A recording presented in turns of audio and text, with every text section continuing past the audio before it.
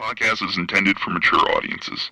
The views and opinions expressed are those of the panelists and do not reflect in any way those of the podcast partners, sponsors, or affiliates. Enjoy. Hi, this is Michael Buffer, and you're listening to the Voice of the People. Let's get ready for Boxing Voice. Every day I'm hustling.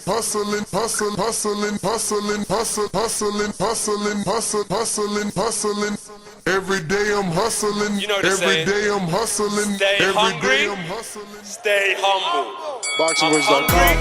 I'm humble in defeat, and I'm going to remain humble in victory. This is it, right? Saudi Bianchi Productions. I just wanted to put on a great boxing masterclass BoxRec.com. and also show the sweet science of this lovely sport. Man, the first time was so nice, I had to do it twice.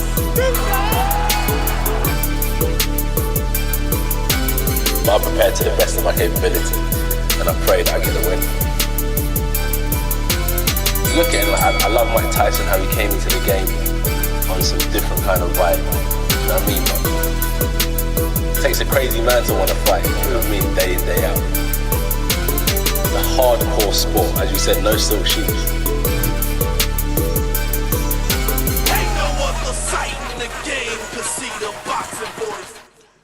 What up? Welcome back, ladies and gentlemen. Welcome back to another edition of the Boxing Voice Radio, Sunday edition, flagship edition, Crow edition. For all you dudes that counted Dillian Whyte out, all you haters that thought Povetkin was going to get it done twice because he was calling other people old and no one knew him and spoke no English, so y'all wanted this guy who was old and, you know, a few people knew him, but he didn't really speak any English. I wanted him to get it done again, but nah. The powers that be, the Jamaican power coming all the way down from the mountains of the Francis bloodline said, no, sir, not tonight. And Whyte gets his revenge. And then, you know, Eddie wants some Wilder versus Whyte this summer. And Terence Crawford said, stop bringing up Errol Spence. That shit is over. I'm done. Anybody that knows him knows that when he says it's over, it's over. And that's what he's saying. It's over. Stop talking about Earl. Fellas, gentlemen, what up? What up? What up? What's going on, champ? Yo, What up, fam? Mario, right? You be like going 5 days in a row. It's always, but it's like a breath of fresh air. It's like, what up? Oh, wow, Mario's back. What's going on, champ? I missed a live fight chat. That was it. And it just feels like you be gone. You know how it is. Feels man. like okay. I got you. Yeah. Listen, I loved it. I loved the fight. I thought it was fun. That whole card was pretty fun though, right? And we kind of called a lot of that stuff that happened. But yeah, man, it was a good card. It was. Yo. It was. What up? You know I had to come through. Y'all know I had to slide through because my mans, everybody was saying was going to get knocked out. This was going to happen, came through, you know what I'm saying, and did it. And I know you can do it, man. You got to put some respect on Dillian Whyte's name for the savage knockout of Alexander Povetkin. What's going on, man? Shout out to my loner saver for another one because without him, none of this would be possible. Alex, Mario, David, Nestor. What's happening, people? Nothing much, man. What up, Morehouse? What's good? How's the training going, champ? You know. We'll I hope see it shows soon. more Footage drop. We'll see soon. It's gonna be posted. We'll see. Footage dropping soon. Morehouse in the laboratory working on things. Damn. Have you seen it? Nah, I'm gonna have to go sneak peek right now, man. He ain't posted it. It ain't up yet. It's dropping soon. Ness is embarrassed for me. Yo, but Whyte, man, Whyte got the dub, and we had all sorts of plans for him or what he was supposed to do and not do, and I mean he went into maximum violence, but with touches of being careful. You know what I'm saying? He didn't just get careless, and he got the dub, bro. I mean, that's painted a picture that is still in my head, and even in the headlines with Mauricio Suleiman statements. That he looked a little sickly. You know what I mean? When he was coming down the tee. Povetkin, you mean? Come on, man. Y'all stop putting that out there, man. Do me another day. Wait a minute. But I was just mad. Like because he painted that picture, Ness, and then I see Mauricio Suleiman say what he says, and then all the little signs that Ness was just like pointing out one after the other, like look at him, like he's swallowing or he's sniffling, like he's swallowing hard right now, like it's time, like he got tonsillitis. Hey Mario, did you see my man's nose? He was walking down the run walk like sniffles and shit. Yo, sniffles, man. Mario the run walk. I mean, listen, and you're saying a lot of stuff that a lot of other people were talking about too. I feel like I don't want it to take away from Dillian Whyte at all and what he accomplished. So it's hard to talk about, but there was something weird about from the moment that fight started. Povetkin's legs just weren't really under him. He got caught by this punch and part of it's the power of Whyte. But Povetkin could have gotten old too. Like there was not much different from this fight as the first fight. Like there were a lot of similarities there. But the fact that the fight ended the way it did in the first one, people all of a sudden forget or don't want to remember what Dillian Whyte was doing before the lead up to that moment. So I think Dillian Whyte too showed adjustments and played it smart. There were moments where he could have gone in there and pressed or he could have gotten overly aggressive. And I think that shot, was playing in his head and he was thinking, nope, I'm not going to give him that opportunity. He's going to have to come and beat me. I'm not going to give him the chance to win this fight. He's going to have to make and create his chance to win this fight. Those were the adjustments I saw from Dillian Whyte. That's what I can say he did absolutely well. For Povetkin, I don't know. They're already talking about retirement. So that's what I said the other night when I was talking about that left uppercut that Povetkin landed. I said every time Povetkin got close to Dillian Whyte, it was almost like he got out of there with his footwork or he just straight up pushed him away. And that left uppercut definitely was playing a part in the back of his mind. But that first round, man, it was almost like I don't think there was a game plan. Both of them just came out swinging. It was almost like the battle of who could land first. Could land first. And there was a couple mystery punches in there that made Povetkin wobble that I didn't see on the replay. I didn't see live. But no, when you get hit on the top of the head, maybe on the side of the head, maybe that's enough to do it. But Povetkin's legs were all over the place, and I'm happy that Whyte got the win. I'm happy that he gets to move on and see what's next up for the big fella. David. Simple. Hold on, David. I disagree with part of what you said because they both didn't come out swinging. Dillian Whyte came out swinging, which forced Alexander to swing back or he was going to get chopped down like a tree, which eventually happened. He kept chopping at him from round one. He ran at him and just started swinging heavy. That mental pressure made Alexander Povetkin fight. Go ahead, Alex. Sorry. Yeah, and he definitely pushed the pace like the first fight. Just at this time, he was careful and not getting overconfident and going in there, and making a mistake that would cost him because Povetkin's still a good counter puncher. He's dangerous. Mm-hmm.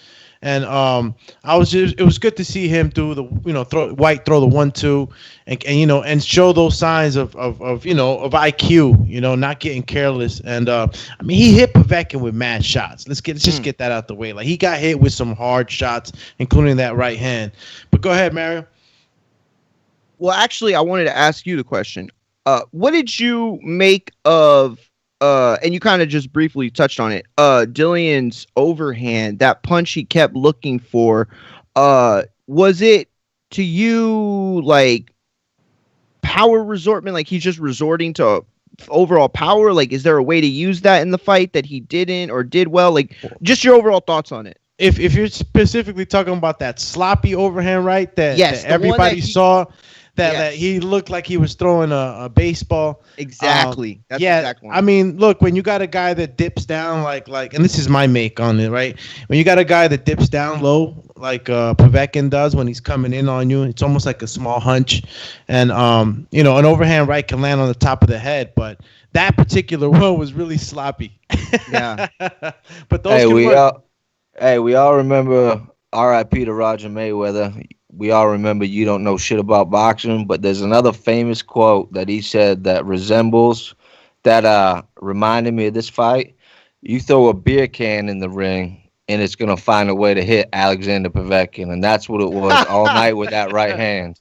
I mean, you see the side of Povetkin's face. Yeah, it looked he like cracked hit him, with bro. a baseball bat. It looked like someone was throwing baseballs off the side of his face. Yeah, it was Dillian Whyte with that baseball in his damn left and right hand. Kel's with a super chat, $4.99 super chat. It says, Bud should use his own advice and pull his panties down and put them to the side. Laughing emoji. Shout out to Kels. Killer Chaos. Yo, but no, come on, David. Sorry, Mario. Go ahead. Go ahead. No, I was gonna say, like, I mean, yeah, of course, he looked like somebody that was getting battered, like he was in the first round, like he caught the punch that he needed to. But this time, Dillian was like, "Nah, it's not happening, man. I'm getting you out of here one way or another." We seen that overhand right that they both exchanged. I think Povetkin might have threw. Was it the left? Yeah. Anyways, besides the point, he landed and threw the left, big punch and the left. Dillian threw the right. Yeah, Povetkin threw the left. Dillian threw the right. What gave the knot on his forehead.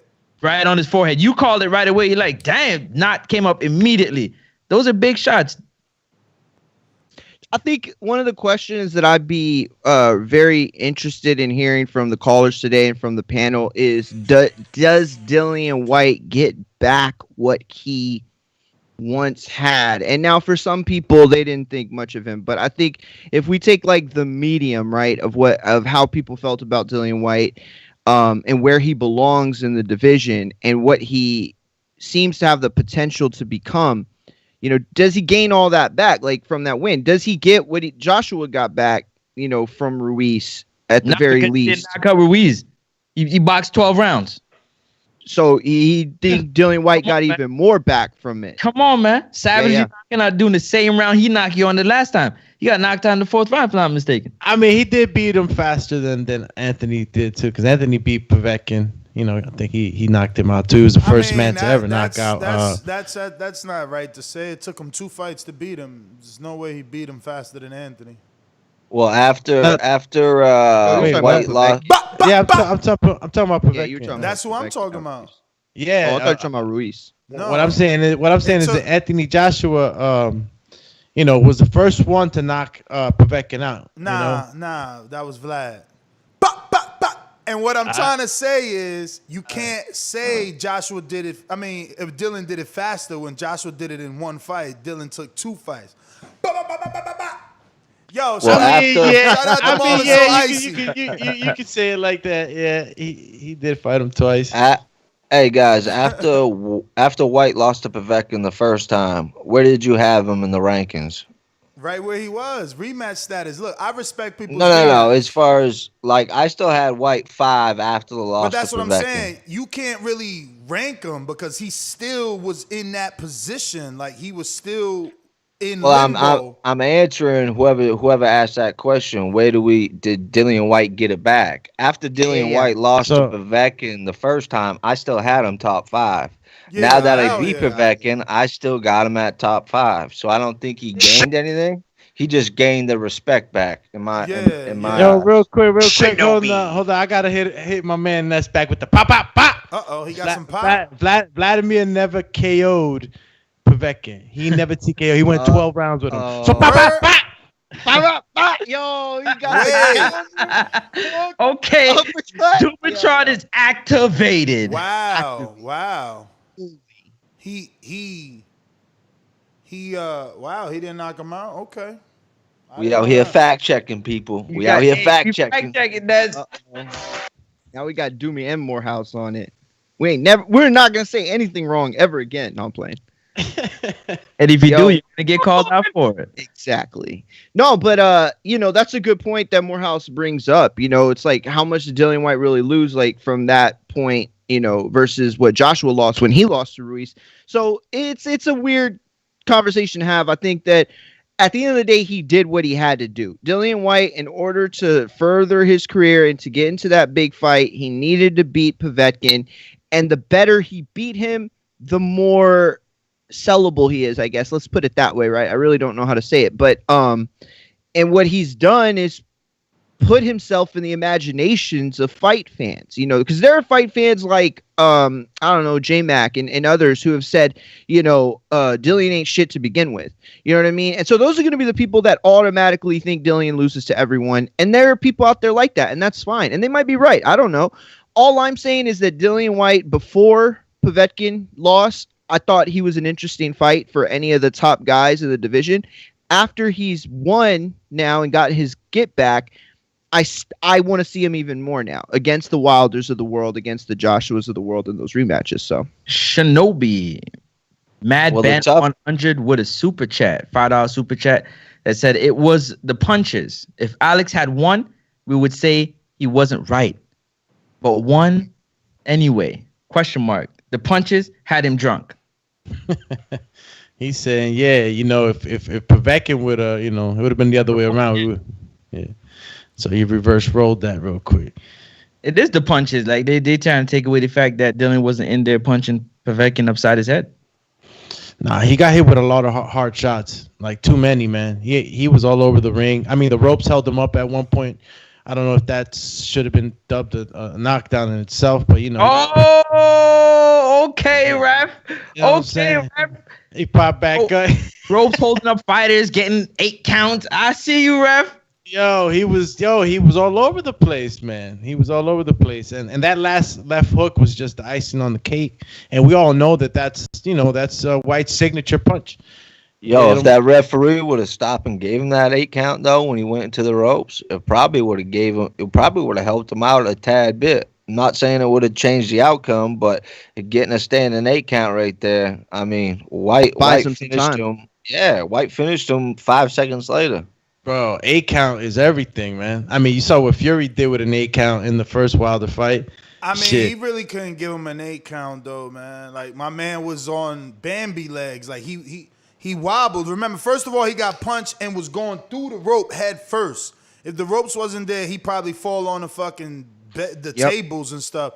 Then when he finally gets himself from through the ropes, turns around towards the ref, he wobbles toward the ref. So the ref literally like embraces him as he's falling into him and then waves it off. Like, I don't know. Plus the towel got thrown in. Like, I mean, Right. Oh yeah, let's talk about the towel. Shit. Yep. They knew it was the end, man. Yeah, it was over, man. Listen, my man had a fever the night before, man.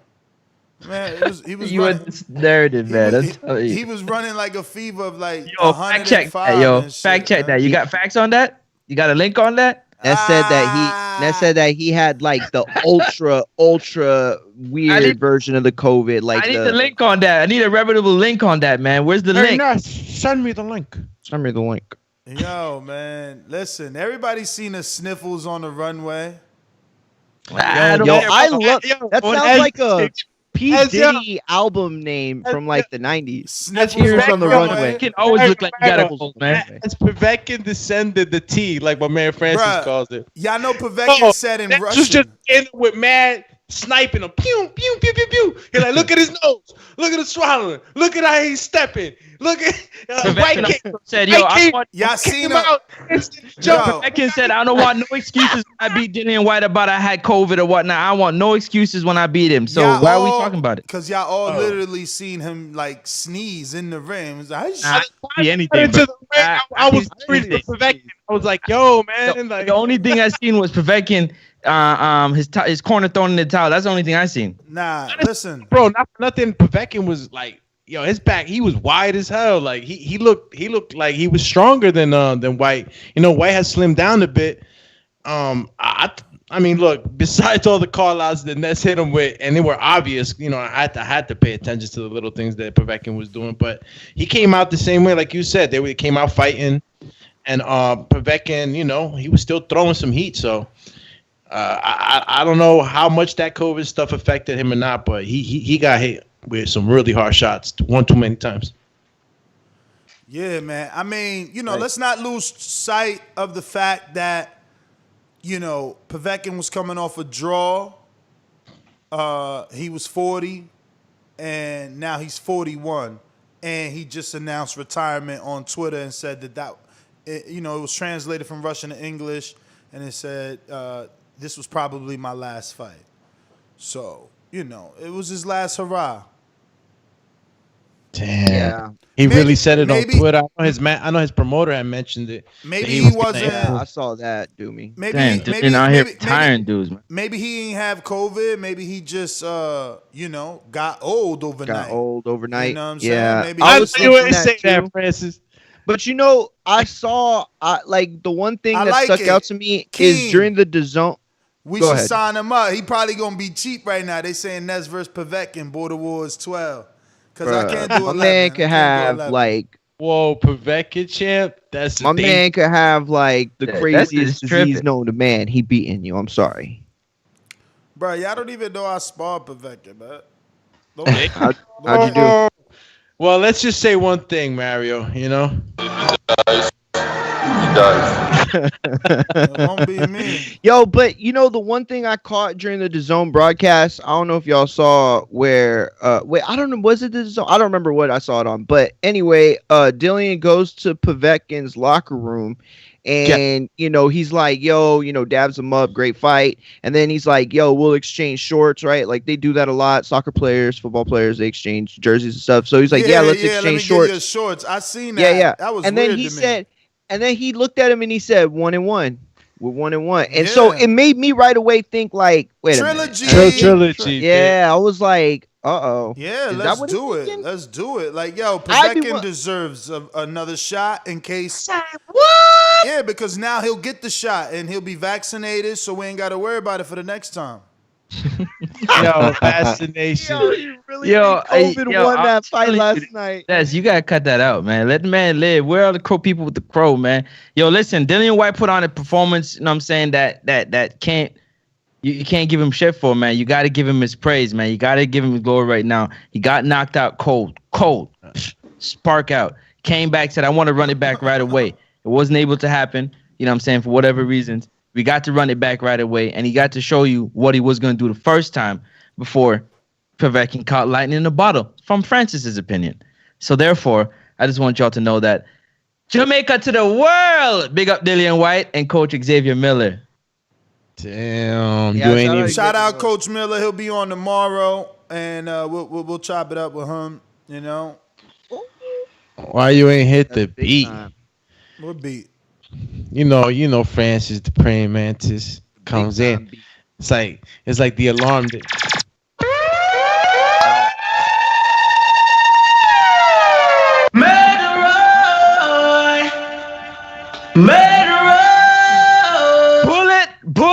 Bullet.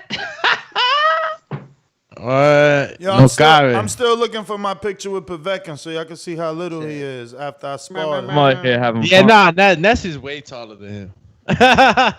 I'm way bigger. I ain't just taller, dog. Body Oh, Povetkin, man. shit. Damn. Like that. Body All right. Povetkin, B. He said, "Yo, he ain't got nothing on me." Yo, But I'm- Povetkin's face was made for punching. We gon' punch all on his face. Yo, but Yo, I'm his face all did in look for that body, Wilder though. fight, though. His face ain't look bodied. His face looked bodied to me. He was like, yo, he was in a fight. That was a fight. He was like hurt a lot. No? You know, Word. he gets That red. that what was it though? What was it? That right hand, that shit put a whole like red mark, like a cross, like a scar, like what was that? What was that cartoon animated movie? Lion King. It was like scar and shit. Right through. Nah, you don't think so? when he baptized him. Bruh, that shit was looking When he crazy. baptized him. Yeah, he broke the coconut shit. Yeah, word. Yo, we got a super chat from Trey Miller. Says Burchelt, Betterbeef, Campbell, Hearn all had COVID and didn't look right, but Whyte was gonna win anyways. Yeah, Whyte was gonna win anyways, man. That's a good point. He was obviously Why doing did the you say that? same thing. He was doing the same thing he did in the first fight. He just ain't get caught this time. Like he kept his composure. I think the turning point was the game plan. He came right out like a bat out of hell. He jumped on Povetkin and made Povetkin, in my opinion, waste so much energy that he just wasn't the same. He never recouped because after Povetkin want to touch gloves? Nah. yeah, he was trying to touch. Like, we friends? Nah, bro. Nah, Not He right wasn't now. having that. We Yo, ain't but friends no, today. good list though, because you think about it, Herring, I felt like was a little sluggish in his last time out. Burchell, we obviously know what happened there.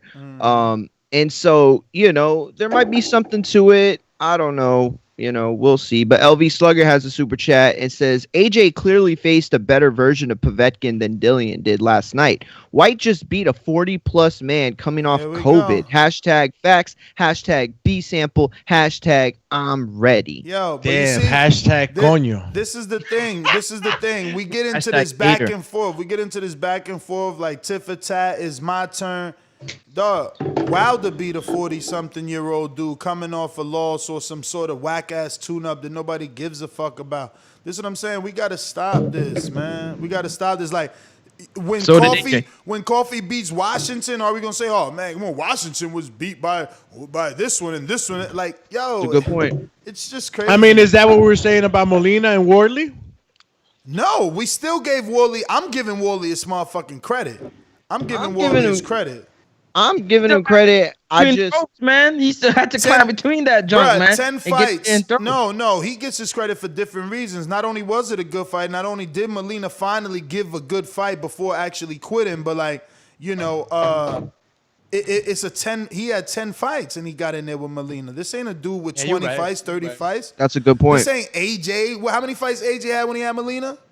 This ain't Wilder. No, but he was fast track. This ain't Wilder. How many fights did Wilder had when he had Molina? How many fights did Arreola have when he fought Molina? This is what I'm saying. Yes, you give him credit for fighting Molina. The dudes that don't give him credit for fighting Molina are the dudes that can't understand that, and all they see on BoxRec is Molina, his age, and the losses. That's who's not giving him credit. Like.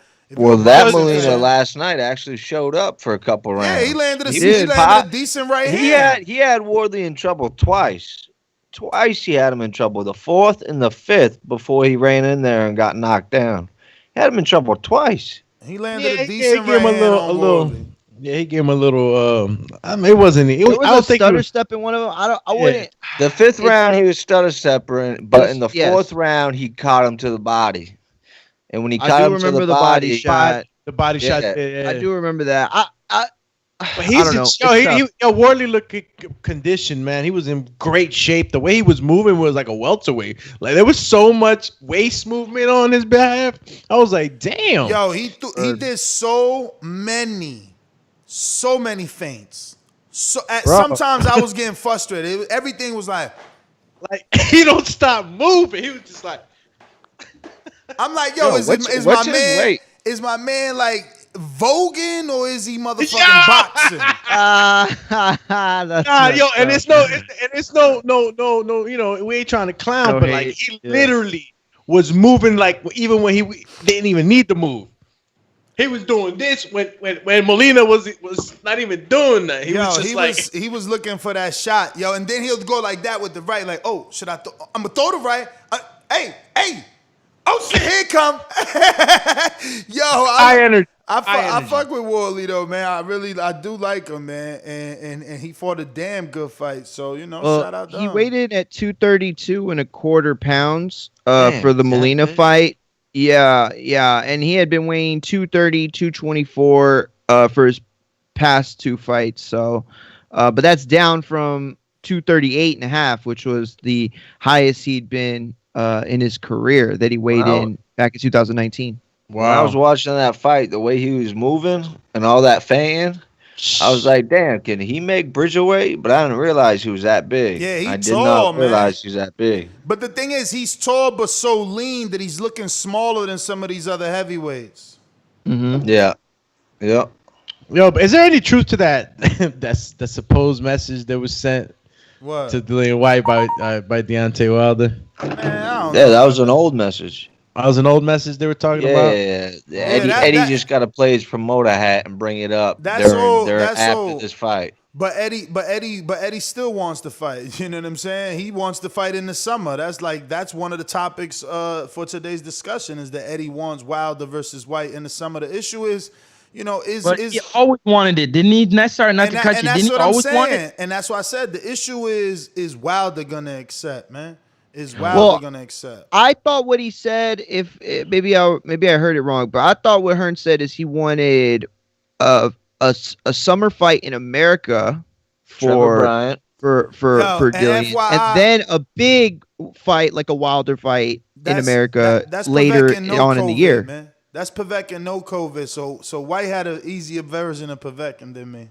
You said Trevor Bryant. Who you said? That's what you said, Morales? No. Oh. Yeah, no. Trevor Eddie Bryant? said Trevor Bryant. He's Yeah, gonna Whyte- try to Whyte look down said that Trevor route Bryant. and then go for Wilder. And Oh, you found a picture. He okay. wants to get him introduced to the Whyte said American Trevor public, Bryant. right? Before you have an American pay-per-view with Yeah, it Wilder, makes you sense. want to get him, you know what I mean? Yeah. It makes sense, but honestly, like it's I don't know why I'm finding the negative in Trevor Bryant when literally this morning that was my pick.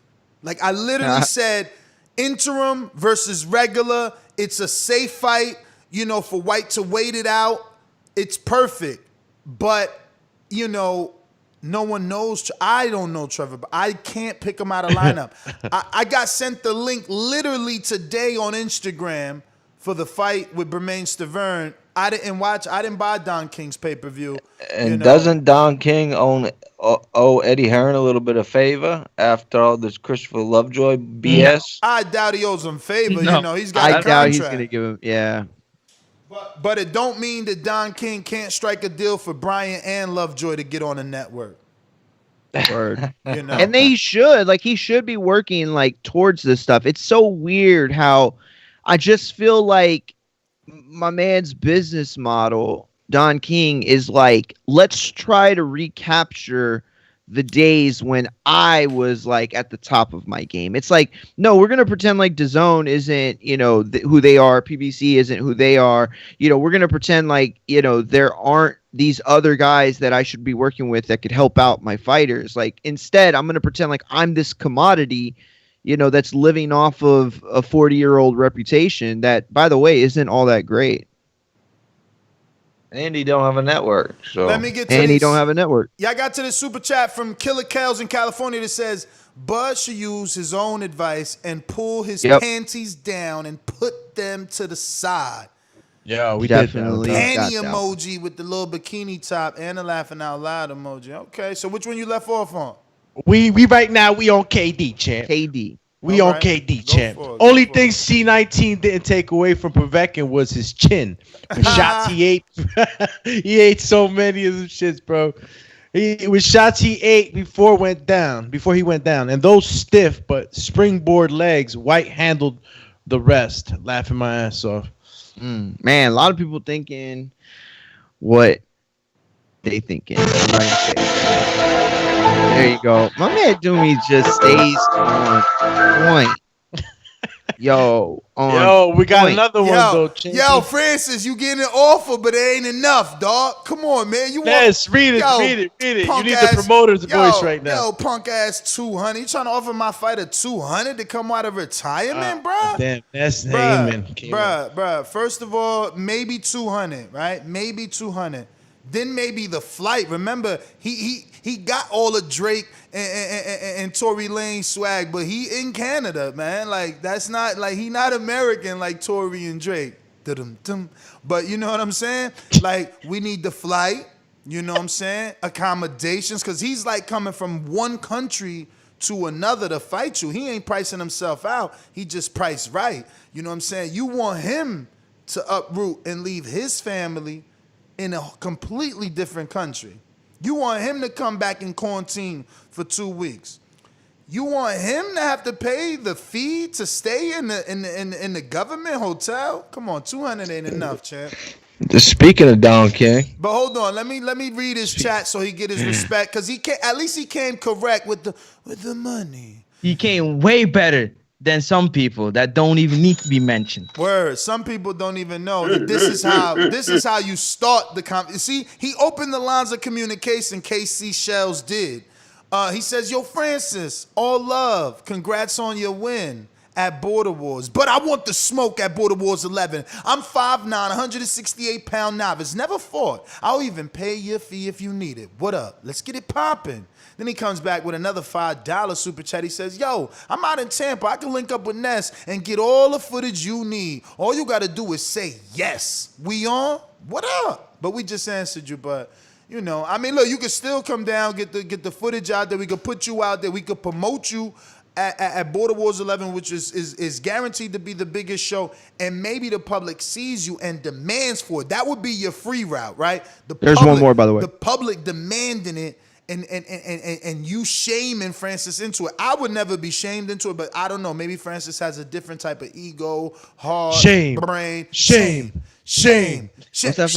You know? Shame. Game of Thrones. So, you know, maybe right you could do it like that. Like if you come in the game and you looking so good and it's like, yo, damn, yeah, I want to see Francis with him. But like, other than that, champ, that offer got to be nice and right. So he's come back with another $5 super chat. He said, yo, Francis, you can have the A side. That's why I said I'll pay your fee. Respect. But what's popping? You saying anything but yes. I mean, we kind of answer that. He don't talk. Fighters fight, advisors advise, and we advising you to raise your offer. Jay Lewis with the £5 super chat. He said, all the American haters in the comments talking smack about the UK heavyweights. Put our best 5 against your best 5. It would massacre. Sit down. Shh.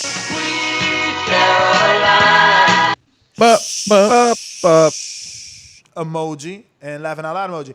Listen, I'm not gonna say that you're right. I'm not gonna say that you're wrong. I'm gonna say that's very debatable, right? Like, even if we go the easiest route and say Fury's the best, so he can beat any American heavyweight because he's already beat one of our great American heavyweights. Cool.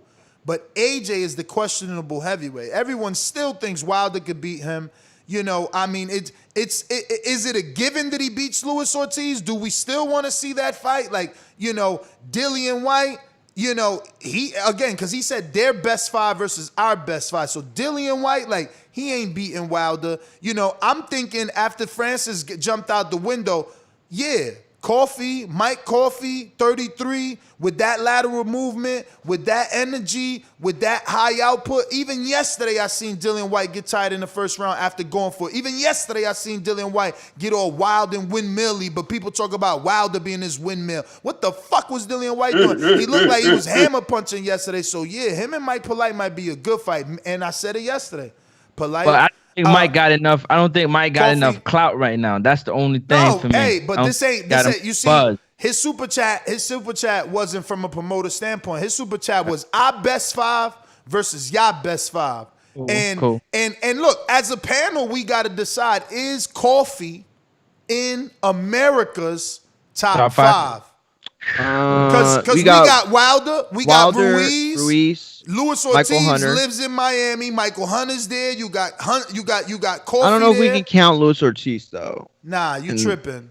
Why not? All right. I mean, because he's not really an American fighter. Well, first of all, no, technically he is. If you don't understand, like, you know, refugee status. I get it. You know what I'm saying? I get what you're saying. I just he didn't jump to my mind as like our top 5. You know what I'm saying? Like, all right. So we like homegrown more things. Okay, so y'all want to keep it straight up American born and bred only? That's how y'all doing it?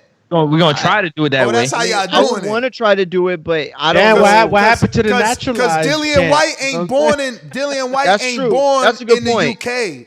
Because if y'all doing it that way, Dillian Whyte wasn't born in the UK. AJ wasn't born in the UK. Damn, you know what? Don't make me fucking slay y'all like Micah K, man. Call on my. You know what? I'm gonna go. See, I was just going off the BoxRec, and if they got the flag by their name, that's who I assigned it to. That's what was popping. Like, you know what I'm saying? Nah, y'all can't do me like that. Y'all trying to steal all the heavyweights by like, nah, that ain't how it work. Yo, I put Jared Anderson there. He beating a lot of guys right now. Top five according to BoxRec. Top 5 according to BoxRec. American heavyweights in this order: Deontay Wilder, Andy Ruiz, Michael Hunter, Charles Martin. Let me just give you the points. And I know everybody knows that BoxRec has their own point system, but look at the discrepancy, man. Wilder's a 549.2. Andy is the closest thing to him at 206. Hunter's a 128. Martin's 44. Gerald Washington's only a 21%. And Jared Anderson, Jared Anderson number 6 in America already. Damn, he jumped over the regular champion Trevor Bryant.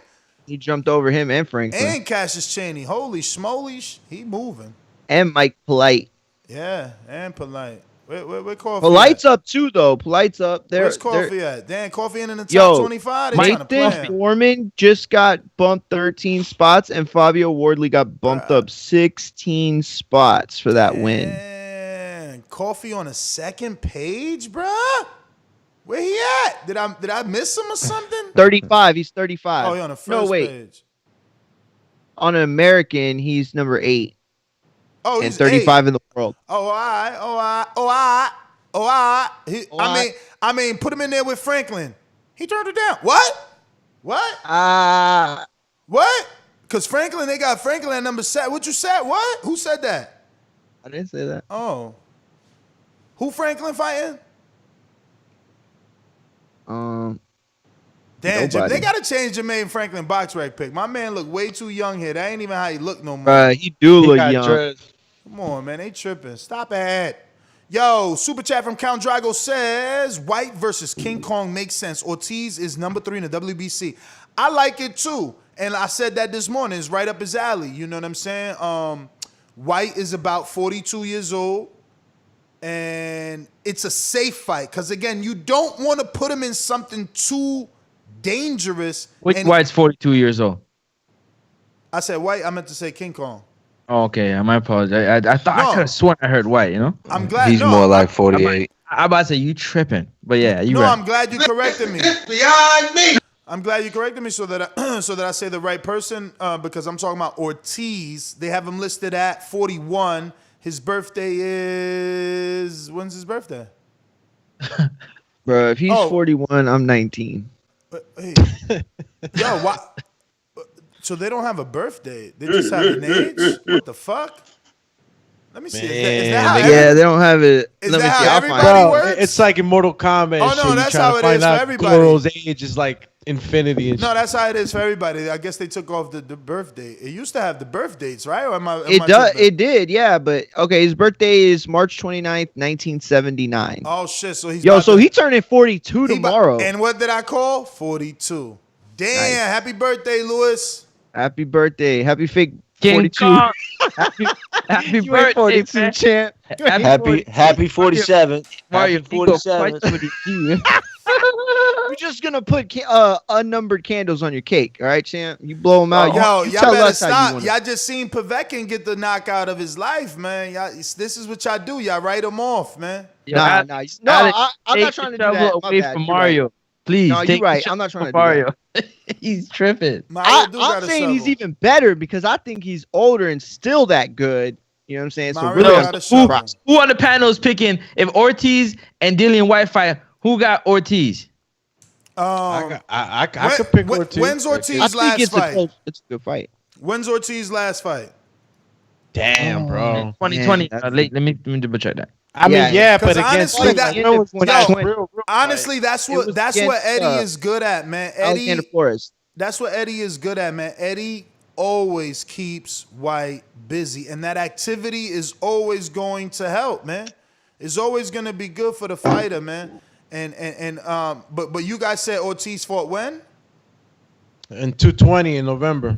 Yeah, November against Alexander Flores. November. I mean, he got a first round KO. See, I mean, November is That about was to a be joke. November, Hold on, man. that fight was a joke. Did you guys see that fight? You remember that fight? Yo, I don't even Yeah, it remember was that on fight. NBC. No, I mean Fox. He said a joke. Dude went down, man. That fight It was was on a joke. Fox.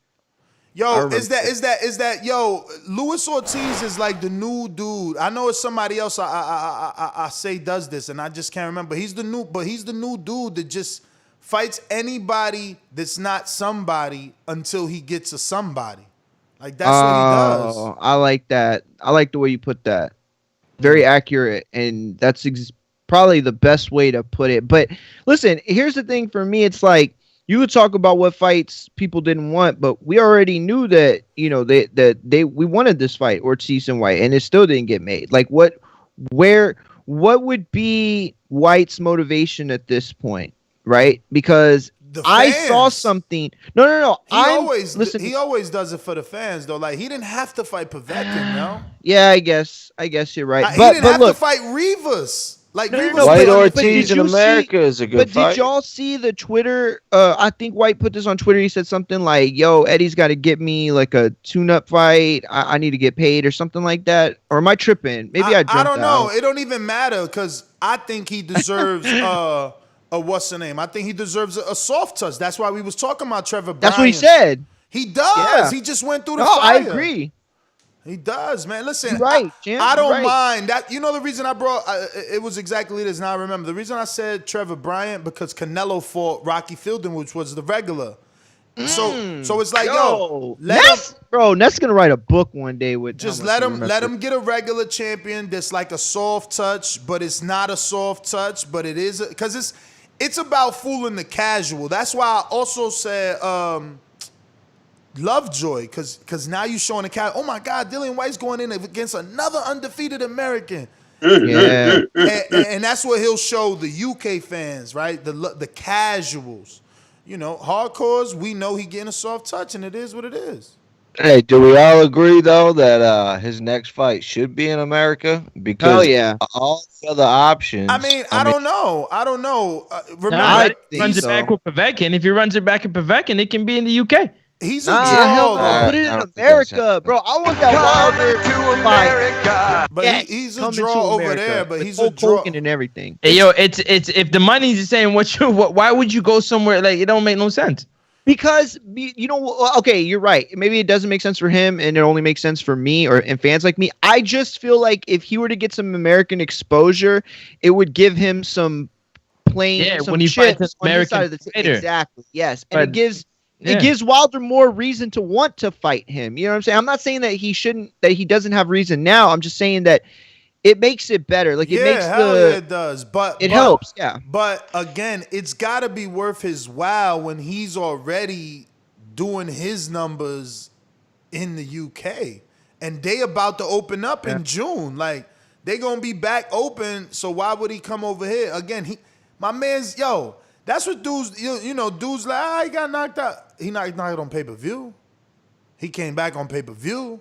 He on Sky Box Office, man. You know, his last but 5-6 fights been Sky Box Yeah, Office. but look, I get that, and you're not wrong. But Dillian needs to realize Fury came to America for a reason. Joshua came to America for a reason. Now they're about to make one of the richest fights, if not the richest fight in the history of the sport. And it might happen in the UK. It might happen in Wembley. But it didn't did take it happen? America. But it didn't happen until the American exposure was there. And I'm not I- trying to be a snob, but Nah, all I'm man. saying is at the end of the day, it didn't happen without the American. Understandable. Mario. But think about it. But Mario, think about it like this, That's yo. not necessarily true, though, because AJ lost in America. Yo, Okay, White's fine, fine. been Let thinking Francis about talk. this for a while. Go ahead, Francis. Now I was gonna say that the fight what you're talking about right there is Dillian Whyte came to America, did his whole tour, it didn't work out, right? But you got to remember that Tyson Fury fought a great American champion in Deontay Wilder, helped his buzz. You know, he already had the buzz there, but helped his buzz. AJ was supposed to fight Big Bailey at that time. Big Baby Miller's buzz was on fire. It like you know, wasn't just fighting America; it's who they were fighting in exactly. America. So if you bring Povetkin and Whyte to America, I mean, I don't think that's gonna do good numbers in my opinion. Probably not at all. Yeah. No, White's not a dumb person. When he came over here during Fury and Wilder 1 and did that whole press run, he was getting a lot of attention. A lot of attention. He was sitting down with Al Heyman. He was sitting down with PBC. And just imagine if he came over here and fought an American, it would only help him. It doesn't matter who he would fight as long as it was an American. And Eddie Hearn can go to the zone and justify what Dillian Whyte would get for pay-per-view numbers and just take it out the zone budget, fight here, and then tell the zone, hey, this is our chance to try to get Wilder back on the zone. It makes sense, man. Call you No, am I talking crazy? I mean, everybody got silent there on me for a second. Am I just crazy here? Mario, back your man's I was up, trying man. to get in on the silent tip real quick. I want to say that shout out to Dillian Whyte and his coach, because what I seen yesterday is all I needed to see. He improves greatly on defense. The reason why he got the knockout because wait. Didn't you pick Povetkin? Yes. I picked Povetkin Hold Dillian up, man. Whyte Hold wasn't up, man. You proof. pick Povetkin, champ. Just That. eat your crow real quick. I just want you to know I did say that. Like, if it wasn't to improve on defense, then I was gonna go with Povetkin.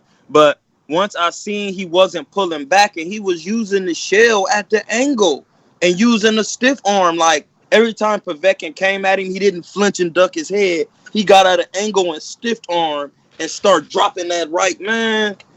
Hey, I appreciate that his coach and Dillian Whyte, because you can teach an old dog new tricks. And not saying that Dillian Whyte is an old dog, but it's up to you if you're willing to learn. And that is how you come back and get better, dog. And that's all I be wanting to see. I'm a Dillian Whyte fan. Hey, Ness. Hey, Ness. Do you know that Dillian Whyte kind of taking the Mike Polite coffee route? How so? He's a little bit more advanced, but it's the same thing. Like, dude just picked it up and started doing it. I mean, nah, he was a kickboxer. Remember, he was a kickboxer, though. Yeah, but like, it's come on, man. I mean, fighting is fighting, bro. Like, you fighting. That's why these other fighters, cross, sports. Fighting is fighting. You got to fight as hard. No, do me? You multi-mixed combat guy? Hey, that's very true. That's right. I'm going to explain why. I'm going to elaborate, not explain why. I'm going to elaborate on what Ness is saying. In jiu-jitsu, when you standing up, because I do jiu-jitsu too, you be like this. You don't ever extend your arm, because that's how you get arm bar or triangle. You be here. When you wrestle, you be here. When you do Muay Thai, you be here. When you box, you be here. Every fighting thing is the same. When you tie somebody up, when you pummel, you use that in boxing. That's how I know people don't really know how to fight for real, because they don't be watching. Now, I was watching Tony Harrison against Jermell Charlo last night, and Jermell Charlo hit Tony Harrison with a nice uppie, but while he hit him with the uppie, he grabbed me behind the neck and smothered him and pulled his neck down. And I remember, because I watched so much of Ali, I said, dang, Tony Harrison learned that from his great-granddad, Henry Hank, or either Henry Hank or Dick Tiger, but those are the things that if you fight, you could fight. It's just learning technical skills of fighting. That's all. Yeah, nah. Whyte did kickboxing, right? That's what he did. Yeah, that Big Baby Miller. Yeah, Big Baby did it. That helps with the hip. When you're when you're kicking, you're using your hips, and that transfers over into boxing. When you got that hip thrust already in play. Oh, Mario, you heard him. You got that hip thrust in play. You know what I'm saying? And then, you get power from that. You got the proper snap, and it's so much stuff in jiu-jitsu and all that. What he was talking about right now, Troy, we call in jiu-jitsu gator arms. So you get into your gator arms, and if you extend your arm, you might get arm barred and stuff like that. So yeah, fighting has similarities in all arts, man. It's just a combination of them. That's why MMA is what it is now. It's a combination of all arts. It's not just your one death punch, versus his death kick. It's everything together now. That's the other fight I'd like to see, man. I'd like to see Whyte versus Jagba. F.A.? Nah, F.A. ain't ready, man. You tripping. That's a soft touch. I'm with that. F.A. ain't ready. I don't think F.A. is a soft touch. Shit. That'd be dope if Top Rank starts building Anderson and F.A. for a big fight over there on Top Rank. That'd be dope. No, that's what it looks like they're doing, Moore's House. They got Anderson and F.A. on the undercard. F.A. I think is headliner. Anderson is co-main. So definitely looks like I'm behind it all the way. Keep it rolling, Top Rank. If that's the plan, I'm with it. Roll with it. Shout out to young Fernando Vargas Jr. That's dope. I didn't know he was a Fashion Nova partner. Damn. Yeah, that's dope, man. That's yo, that's the beauty of like for instance, use that to segue into Campbell Hatton, who was on the card. As I screen share this photo from Fashion Nova Men Instagram with young Fernando Vargas and Jr. And yo, man, this is pretty dope right here, you know. But this comes off the back of what his father's done, and that's biblical, right, Doomy? You know, like the prayers of your parents. Boom. How it goes, man? Help me out. You the Bible preacher. I don't know which one exactly, but it if you're talking about prayer, I guess the prayers of the Father. Exactly. The Son. You're supposed to do that type of thing for your kids. You're supposed to well, it's not to really put a name out there for your kid to want to grasp hold and represent. I mean, I mean, absolutely. But what I mean is that the sons will get opportunities that the father didn't based off the sweat equity of the father. So for Fernando Vargas, what I mean is like, look, his fight's already been on Ring TV. He's already a Fashion Nova partner. For Campbell Hatton, his debut yesterday was already a big deal. You know what I'm saying? What did you guys think of his performance? Because Campbell Hatton, the son of Ricky Hatton, debuted yesterday on the Dillian Whyte undercard with Povetkin. So that, again, is a big thing in itself. He debuted on Sky box office. His uncle Matthew, who faced Canelo, is his trainer. What do you guys think about the uncle being the trainer and not the father? And what do you think about the son's performance? I love it, man. I love the fact that Ricky Hatton is saying, you know what? I'm going to take a step back. I'm going to be the manager, advisor type to my son. Let my brother take over. Try not to get too involved with that because that father-son, sometimes it works, sometimes it doesn't. We've seen the positive. We've seen the negative on both sides. But whatever happens with Campbell Hatton's career, he's a good kid. So I hope and I'm rooting for him to work out good. But all in all, it was a good fight with a man who's never been stopped. And I think if Hatton had a little bit more experience, he would have stopped him because he hit him to that body with that left hook many times, and it showed on Ruiz's face. He did not like those punches. Yo, I got my man real quick. Let me. All right, go ahead, Doomy. Nah, I was just gonna say, man, my man Campbell looked winded. He looked like he hit like 20 sprints in a row, and his breathing did not calm down for a little bit. He was on the camera. It was exactly what his pop said and the coach said. It's you could see what he can do, but he could have done better, and he's gonna walk away with some lessons, man. Yo, Eddie says something too. Hold on, let me get my takes real quick. Let me put my takes real quick in case you steal it. So I just want to let you know that fight right there shows you the power of the Hatton name. Ricky Hatton being the great UK fighter he is, and all the things that he did. You know what I'm saying? Campbell Hatton was not the first.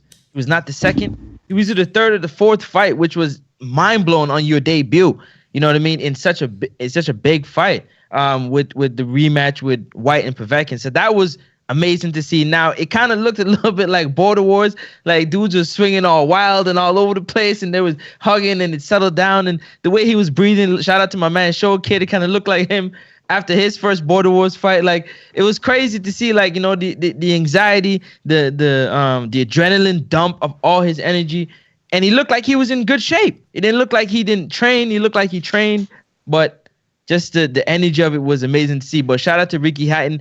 You always know that whenever your child is doing something that you're doing, sometimes they don't always take the advice right away because it's coming from dad, you know what I mean? Or it's coming from mom. So the fact that his uncle can step up and take that role and still execute the information coming from dad, but it's coming from uncle, but it's really coming from dad is a beautiful thing. So bright roads ahead, man. Bright roads ahead. It's good to see good people getting good things in their life. You know what I'm saying? When great people get good things to happen to them, that's great to see. That's all I got to say about the Hatton family. You know how respected they are over there, and they just it's a good thing to see. Even though he didn't look the greatest, it's good to see. They was calling my man Hunchback of Notre Dame. The way he was hunched on Campbell, man. He took a lot of shots, man, but he was in shape. He was in dog shape. He was in dog shape for real. And he had like the characteristics, right, Doomy? Wouldn't you say? Of what? Of just like, I mean, like he had the presence of like not a star is a very strong word, but he just carried himself like that kind of fighter, right? Like, I don't know. I saw the documentary with him that they had, and I don't know. I was excited for him to make his debut. He was humble. He was humble through it all, like through the whole. Even though he was so winded, but he expressed himself, and as in a gentleman matter. He didn't give too many excuses, and he understood that this is just these are growing pains, and this guy really showed up to fight. He didn't want to He didn't want to be knocked out. So a guy like him that didn't have too many amateur fights, and amateur record wasn't extensive, nothing crazy, but he's gonna do a lot of learning in the ring. I don't care. Shout out to him at 20 years old. You know what I'm saying? Jump in the ring in such a big fight. Listen, I had my fight and I look worse than that. So shout out to Campbell Hatton for doing his thing, you know what I'm saying? And the whole Hatton family. I really feel like Eddie Hearn did the family a good thing by giving, the spotlight like they did. So yeah. It also tells you a lot about Campbell Hatton, the fact that Ricky Hatton didn't push him towards boxing. He didn't even start until he was 12 or 13. So it goes to show you that the kid really wants to do it. Obviously, he's going to have his father's influence in the back of his mind, but it's not like Ricky threw him in the ring at 4 with a pair of gloves. He didn't even pressure him. He didn't do anything. Of course, he probably brought him to the gym once or twice. And at 12 years of age, 13 years of age, he said, all right, you know what? I'm going to give this a go. So that tells you a lot about his character as well. Yo, and he's already a father at 20 years old. So he seems mature as a young man. He does seem mature. He seems like he's got it together.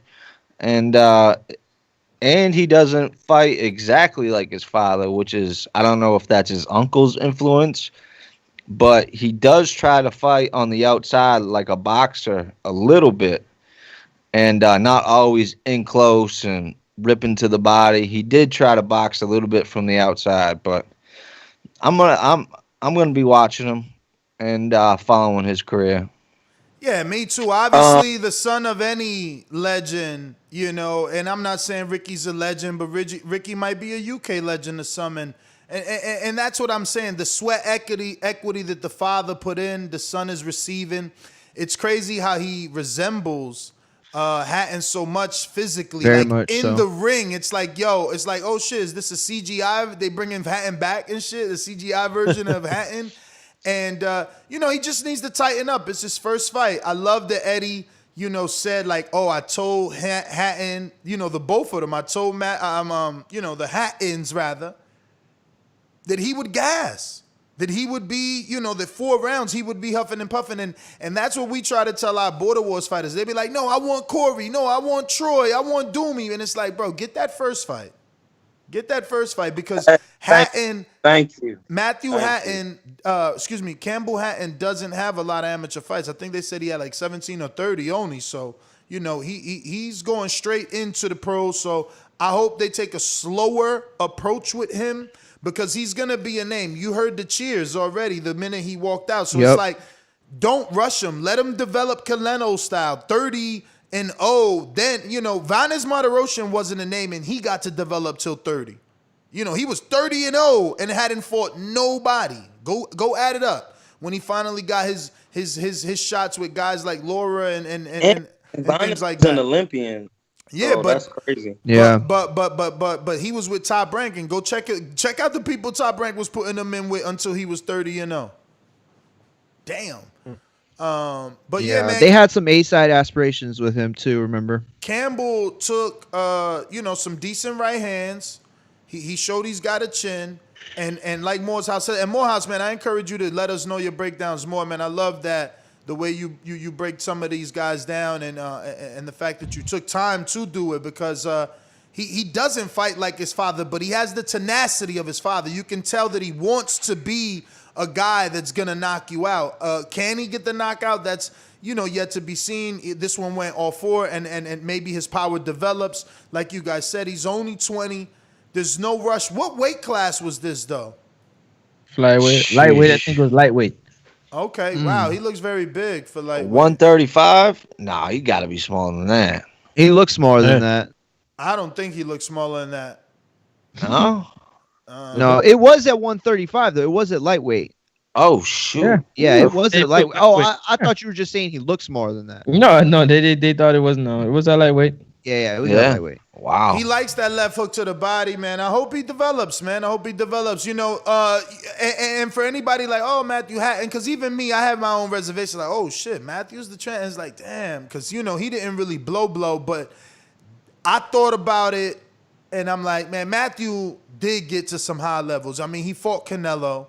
You know, he fought a few people, and the thing is that we've learned that history's shown us that good and even great trainers aren't always former world champions in boxing themselves. You know, some of the people that have won titles aren't really considered great trainers or don't have a great stable. They had one or two good fighters in their stable throughout their career as a trainer. And then people that haven't won world titles, they have, you know, huge and great stable. So, you know, Hatton's career is not indicative of what Campbell's career will turn out to be. But, yeah, man, I'm also glad he went with...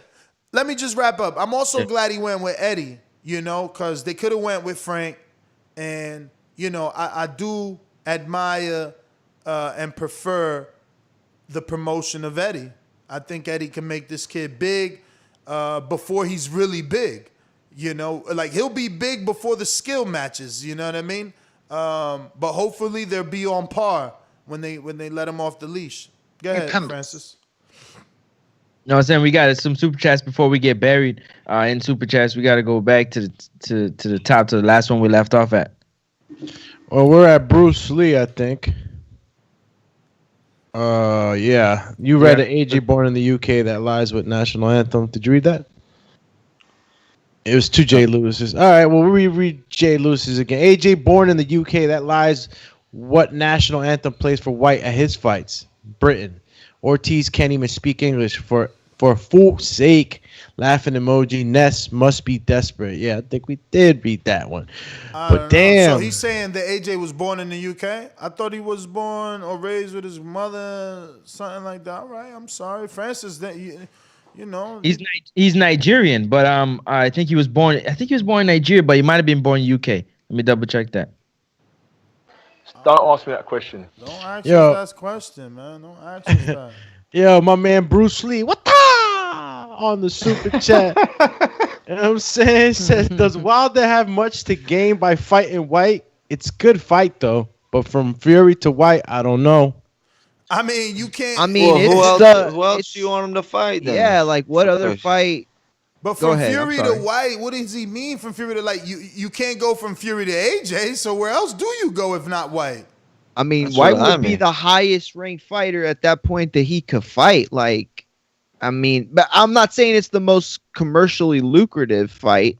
You know, I don't know what a Ruiz fight generates. Like, I mean, it's just no way to tell. But in terms of like who better or like who you get more respect from beating, I think it's Dillian Whyte for sure. Yeah, I like the Dillian Whyte fight, man. I hope, you know, that they can find a happy medium and make that fight. I feel like, you know, based off obviously, you know, failed negotiations with Wilder and Eddie in the past, you know, I don't really have a bunch of hope for it. But yeah, I like that fight, man. I really do want Dillian Whyte versus Deontay Wilder. It's something that I've been wanting for a long time. Do you think some people shun that fight because maybe, you know, Whyte looks maybe vulnerable or has looked vulnerable? Like, why is it in the minds of some that fight isn't a good fight? Whyte's always going to look vulnerable because he's a raw fighter. He's a raw fighter that's reached the top. So he's not going to be polished. He's not going to look like an Olympian. He's a raw fighter. So everybody's always going to say that before every one of his fights. But what happens? 9 times out of 10, he gets to win. Whether he's raw or not, whether he looks pretty, the dude is a dog and he knows how to fight. That's it. He ain't going to be pretty. Now that Morehouse is saying that, I want to say, like, people, like, it's something that Ness said too. Like, everybody, I want to fight Corey. I want to fight Troy. Like, man, y'all don't really know how hard it is to really pull off the moves that you watch on TV in a real fight. Like, people, when you're really fighting, people are moving so weird in the ring because everybody not comfortable with getting hit like Canelo and knowing how to stay in the pocket. Those fights seem like they would be easier until you get in them and they touch you up, but it's really hard to hit somebody trying to get out of the way and they flailing and they moving awkward. Like, you don't practice that on the mitts. You know what I'm saying? So, like, when Hatton got in there, it don't matter how much you could run 20 miles a day. You're going to get in the ring, and if you don't know what you're doing, you're going to be tired in the first round. It takes mad reps, dog, to pull off, to land a 1-2-3, a 1-2 to the head, and be able to hook it to the body and land it solid. You know, that takes so much practice, man. People really underestimate how much practice it takes as a professional boxer to land a combination. Like, you see how people do. Because I tell you, if we spar, you're not landing that on me. And then you're going to be like, damn, it is kind of different. No.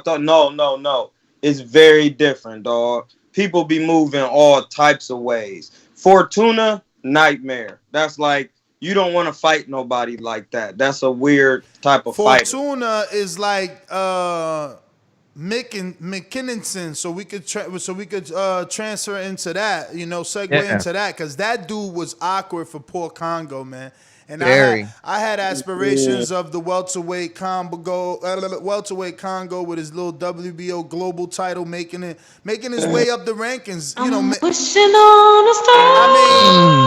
He was number 6. Yo, that hurt. McKinson was number 6. Congo was like 13. He got the global title. If he would have just beat this guy, he would have been starting to get talked about with Crawford, a tall, long welterweight that can box and move. Yeah, he would have got talked about, but, this awkward style, this in and out, fake Pacquiao, and rough style, too, because he was rough on the inside. He would push you, he'd maul you. That dude, what was his first name? That dude gave Congo a tough fight.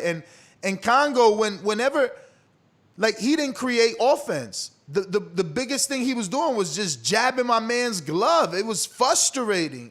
He had no power. He had no power, but he was clocking Congo with that straight left down the middle, quick as hell. My man said, "My name's Michael McKinson." Michael. Yeah. No, it's definitely not McKinson. They was calling him some other shit. He was a southpaw. That was or some shit. Oh, so the glove touch. I didn't get to see this one, guys. This is one of the ones I missed. Well, probably the only one I missed. But I kept just seeing the texts coming in on the border wars on the pre-pro chat, and I'm like, damn, what the hell happened? Like, was it that the other guy was just too ferocious, overwhelming? No. Man. I watched this fight. I tried to score this fight as the fight was happening, but it seemed like every round I could have put it either way. McKinson, whatever his name is, he was an awkward southpaw that would go in and out, up and down, but he wasn't doing a whole lot of damage. It was almost like Congo didn't know what to do with him. It was almost like Congo stuttered every time he wanted to press the action. And I personally had it a lot closer than the judges did. I had McKinson winning by 1 or 2 rounds at most. The judges had it wider than that.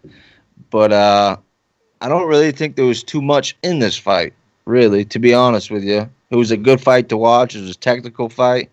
But most of all, it was just awkward. It was an awkward fight. I didn't see the fight that you're talking about, but from how you explaining it, it sounded like the left-hander was using the in-and-out amateur type of style.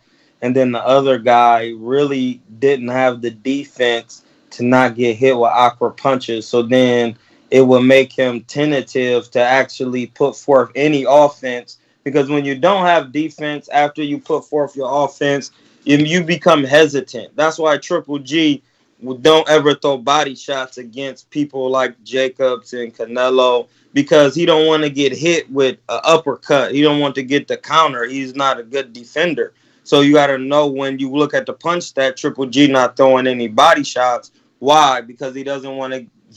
When you go bend down to throw a body shot, you're vulnerable for an uppercut with either hand, depending on which side you going to the body on. So when you're explaining that, it sounds like a guy's using in and out movement and he an awkward southpaw, and that's an amateur style, in and out movement. Kind of like he was you definitely explained it better than I just did.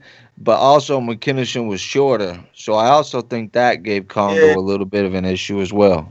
The quickness, and that does give you problems, because that's what Sean Porter was trying to use against Errol. He was trying to use his in and out foot movement, and they work on that in the amateurs. And see, when the person doesn't have defense or a good jab and patience, man, that's the thing. You got to be patient, and then you got to throw traps out there. So when they do that in and out movement, soon as they hop in, you set off to the side and throw the right hand, and they'll run right in. How Marquez did Pacquiao. That is the tip. That's boxing. You have to know that to pull it off, but you got to have some type of defensive maneuvers. So I don't even have to see the fight to know what was going on, because if you watch enough tape, you could just say, oh, okay, because in this fight, and then you would put it together. But I never seen it. But those left-handers who move, he probably had his hands down, moving awkward. That's he definitely was. He definitely was. Yeah, I didn't even have to see it, because every left-hander besides James Kirkland and Errol Spence and Marvin Hagler is a slickster. No, Troy, let me tell you something. Now, I'm one of those people who I like to keep it real. Now, I felt like, yes, Chris Congo did get knocked down, but the awkwardness of the fighter, he had his foot behind Chris Congo's foot, kind of like lagging it behind. So when he hit him, it might not have been too hard, but he was already moving backwards in momentum. Man, you can't make no excuses for that. He was getting hit with that hook all night. I hear you, but I man. can bring up that point because it gets valid. If you slow it down, you see it yourself. It's a fact, but it's still a knockdown. That's nonetheless. No. They scored it a knockdown because that's what Doomy needs to see, that if the punch makes contact, it don't matter what the fuck happens with your feet. Because guess what? The punch caused you to lose balance and trip over those feet. But yeah, a knockdown is when you fall from any punch that makes contact and you fall from that. Right. And that's why Congo got a knockdown. And he even, basically saved it, but it don't matter. It's a fucking knockdown. Troy, Nez, instead of landing when he got punched, instead of stepping back and landing on his own foot, he landed on somebody else's foot who's deliberately there so that he would fall. It is what it is. It's a knockdown because the punch made it, but come on, man. Y'all stop tripping, man. Oh, bro, that hook. Yo, listen to me. Bro, that hook caused him to go back, bro. I understand. I'm agreeing with you, but you're not agreeing with me that dude had his foot there. In fact, it's a fact. Yeah, his foot is there, but he didn't even touch that foot until the punch caused him to go back. But it's all right. Listen, Congo's my guy. I wanted him to win. I didn't know who the fuck McKinson was. He came out here and shit. He ruined the whole plan. The plan was to make it all the way up to the WBO. You know what I'm saying? Like, matter of fact, he did that shit again, and the ref called that shit a slip. Called that shit off. Called it a what? That shit wasn't no slip neither time, in my opinion. But whatever. No. I'm saying the second time he did it, but he did it more deliberate, and it was called a slip. But listen, side note, since we talking heavyweight news and UK boxing, anybody notice that AJ's in Miami? Yeah. I just did a video on that the other day. He did Drink Champs. He did Drink Champs with Nori, and then he's with what was that? David Beckham? I don't even know who's the guy he's with. He's down there chopping it up with Floyd for a couple of weeks. Get out of here. That's what's going on. Morehouse got the inside scoop. I'm saying, y'all not gonna talk about my man Eddie Hombre. Eddie Hearn. Hombre was on. Eddie Hearn also said that AJ's camp has begun. You think he's holding it in Miami? I doubt that he's holding it in Miami, but it could be a situation like we saw with Ruiz, where it's like he starts somewhere. You know what I'm saying? Like, I doubt that the whole camp will be held there. Is it happening in America? But Ruiz 1 was in Miami, fellas. Yeah. You You were not wrong about that. So what? No, what happened?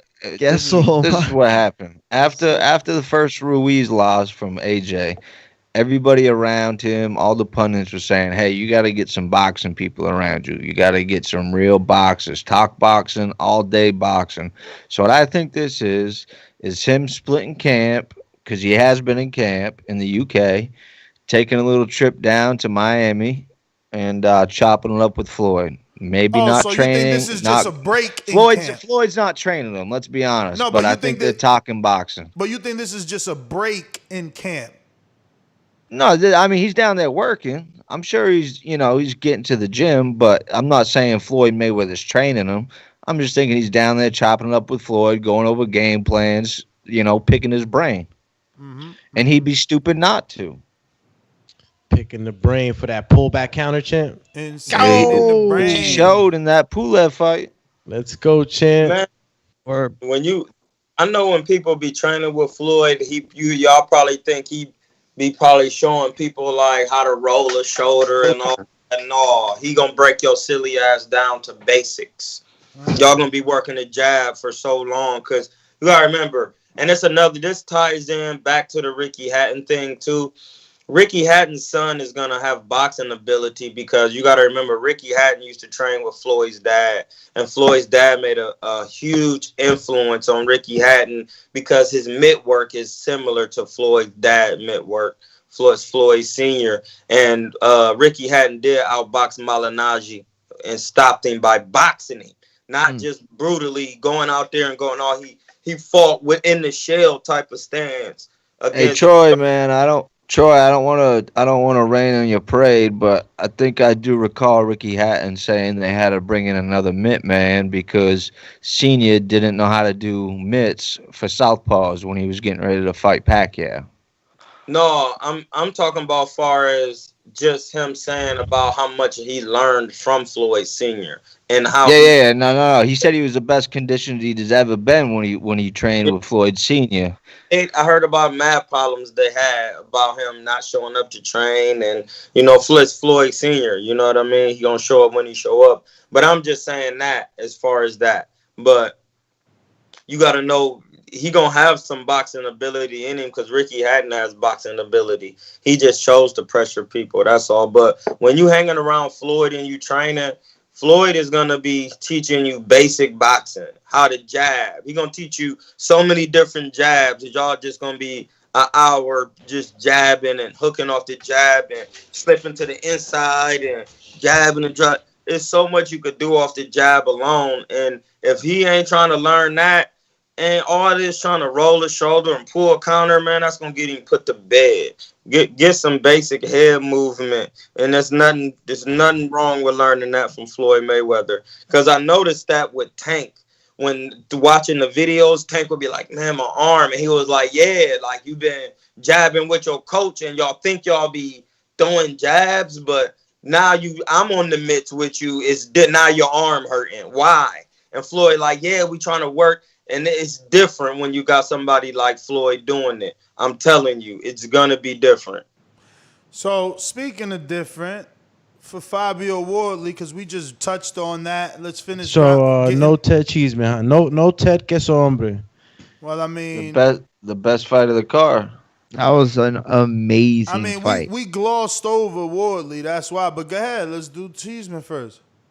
Yo, Ted Cheeseman. Usually when we get Ted Cheeseman, man, is the, full onslaught, nonstop. I'm in your face, rock 'em, sock 'em.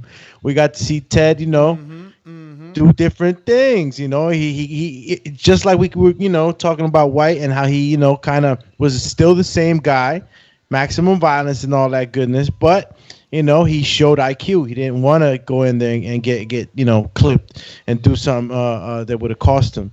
So, I think El Queso did the same thing. Queso Hombre. Queso Hombre was doing his thing. I was impressed because, that type of style, man, you ain't gonna last too long in the pros. The last fight he had, it was just rock and sock him.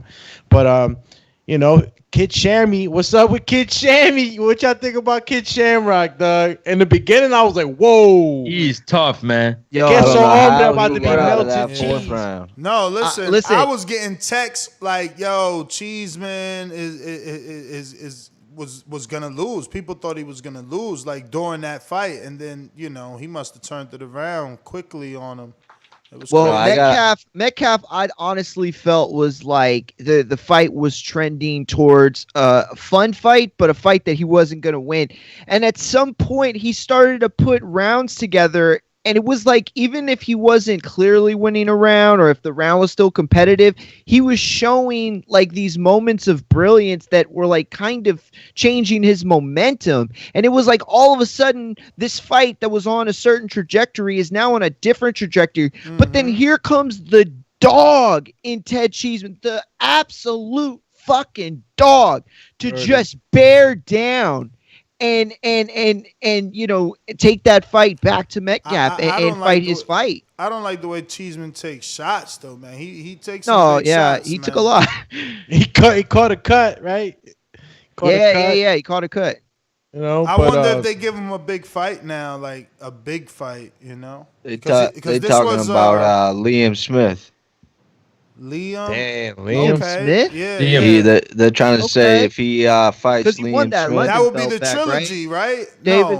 No, I said No. They never fought. No, I'm thinking Liam Williams versus Liam Smith, man. My bad. Oh, yeah. No, but first, I got to say, Ted Cheeseman is probably the ugliest boxer in the game. But boy, when he's in that ring, man, it's nothing but beauty. The way he fights, man, shit is crazy. I mean, beauty. So Morehouse, you trying to say that my man's You're damn right I am. You damn right I am. Yeah. But man, it's nothing but beauty. It's like a throwback fighter when he's in there. I mean, it's tough to explain the back and forth. I don't know how JJ Metcalf got out of that fourth round. Yeah. I don't know how they let it continue. And but they let it continue, and then still. he came back, man. Bro, he got hit with so many rights. It was ridiculous how like at one point he just didn't miss. Like it was like like hockey style. And he stood in there. Yeah, he took a lot of shots too, man. I don't know if there came a point in like the 7th, 8th round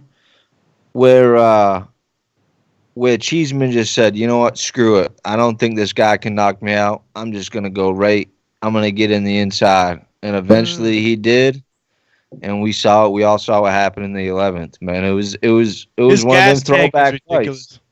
Yeah. Freaking gas tank, and that's what makes him such a fun fight, for guys, for people to watch. It's just he's in there, and it's like he doesn't get tired, and he's throwing, and man, he overwhelms guys, man. But it was nice to see other wrinkles, man, that can add longevity to his career. Definitely, I hope that usually get fight of the night. Those are the type of fights that usually get fight of the nights, but those are the type of fights that also takes years off fighters' careers. You know what I'm saying? When they get into these wars, you can't get into too much of these wars. And Ted Cheeseman has been in so far his fair share of wars in a young career. You know what I'm saying? So hopefully a fight that comes next is not something that's going to end up in a war. But I don't know. Yeah. No, I think he's going to fight Liam Smith next, according to I think that's a fight that Eddie Hearn wants to make. And then they're going to try to bring him to America. Unfortunately, I think that might be the end of the road for him. Well, he'll go to war to Beefy, man. Does Beefy still have it in him? Does Liam still have it in him? They need to serve him to Kell Brook. Yeah, Kell Brookie. Kell Brook can make a debut at 60, come back to 60 with this. Because it wasn't Cheeseman 60 or was he 54? Because I know Smith is 54. At 60. Yeah, but Smith is at 60. No. Word. Liam Smith is 54. That's where he fought Canelo. He was at 54. Bro, he was at 54. There. I bet you he's not there no more, man. I don't know for sure. I know he was at 54 for sure. I'm checking. His last fight was at Brookie would be a big fight. Look, he about to fight Magdabov Curbano, the middleweight that we had on the show. He's already he losing that fight. That dude's a buzzsaw. Let's see Concur. I mean, and Liam put up with that. Who's Liam lost twice to? Canelo and who else? Williams. And William. Oh no, Munguia. My bad. Munguia. So I know Mario, you put in the Oscar De La Hoya returning, man. How you feeling about that? Yeah, man. Listen, I'm gonna be real with y'all. I'm gonna be real with y'all. Listen, I swear to God, my phone was like, my family was just texting me, like people I haven't heard from in a long time. Like, hey, is it true De La Hoya's fight? Is De La Hoya fight? I'm getting like, damn, he still moves the needle. They sent out the Mexican bat signal. And here he comes, man. Yo, everybody. Oscar's back. Oh, July 3rd. Hey, he's Bro, coming for the legends coming back is great to see, man. I love it, man. I want more legends to come back and compete, man, if they can, in a safe way, man. Yo, they're saying that he's gonna fight some UFC fighter. Who is it? Steve Cunningham is fighting Frank Mir.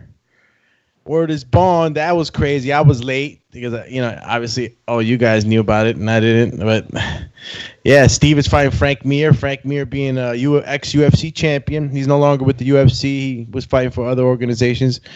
And found himself in front of freaking Steve Cunningham now on Triller, man. I'm excited to see this. This is gonna be good. You know me, man. I was in the mixed martial arts for a long time. I practiced for like 6 years, man. I was real gym rat. Never competed. Decided to compete in boxing, obviously. But I love both these sports, man. And to see guys that really did their thing in the sport, in their own individual sport, now facing each other. This is gonna be good. I'm on the boxing side right now, so I'm with my man Steve Cunningham, champ. You know what I'm saying? This is crazy. So who's this dude he's fighting? Yeah, he's an ex-UFC champion. Yeah, Frank Mir, man. He, jiu-jitsu specialist. Had a nice run. Had a nice run in the UFC, man. Had a good buzz, good name at one point. But how old?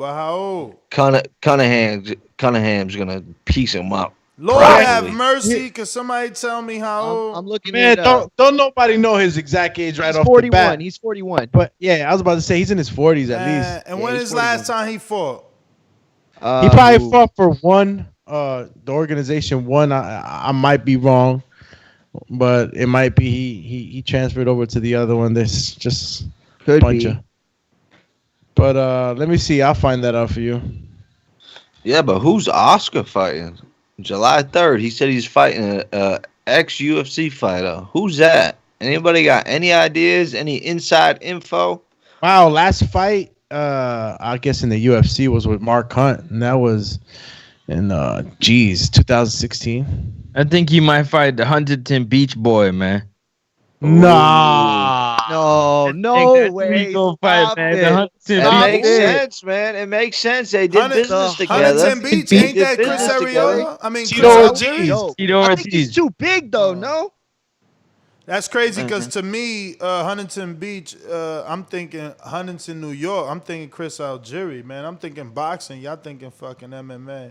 He said ex-MMA. Yeah, that's what Oscar said. Or that's what Oscar didn't say. Oscar he did say. Tito crazy ass. He ain't fighting him. Yo, guys. Tito too big, first of all. Too. I don't know, man. Oscar's been saying he's coming back. Guys, do you know that on this day in 2019, a 19-year-old Andy Ruiz made his pro debut? That's what's up, champ. What, 19 years old. 19. 2 years ago? What? Back in Did you say this day in this day 2019? in 2009, a 19-year-old Andy Ruiz made his pro debut. Crazy. At 19, I didn't even know that. Fun fact, shout out to Zone Boxing, putting together their social media. I can't wait to see what he looks like when he comes back. Yeah, you and me both, man. I've been getting these freaking Transformer morphed fucking pictures that I don't even know what to believe anymore. My man's over here looking like a Greek god in one picture, and then the other one's like Only his Bro, quads I'm are But like what the? why are you not still lying, looking at bro. that fake picture that's out there? Everybody by now should know that's a fake picture. Nah, I'm not talking about the one that's transferred over from AJ's body. There's other ones out there. I'll fix them up. He's not lying. I've seen them. They're like, it's like it's Yo, like what did hilarious. Ruiz weigh in for AJ Ruiz 2? What did he weigh in? Anybody remember? Oh, AJ? No, Ruiz. What did he weigh in for the like- second fight? 280 or some shit. 280, yeah, 283, 282. All right, so at the very least, Eddie Reynoso has said he's lost 20 plus pounds. So at the 25. very least, No, they we said can 25. say he's around 260 something. At the very least. He's turned a lot of that, that fat to muscle too, man. His quads is crazy. Yeah. His quads crazy. Like I mean, and you that carry little weight in your leg. sparring video that he put out, whoa.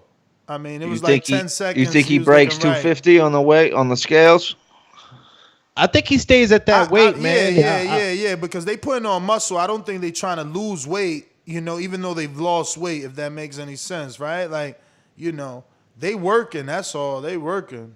If anything, I think they added muscle, like more muscle than any other part of his body on his legs, and then they're gonna just do a lot of strength training for his upper body.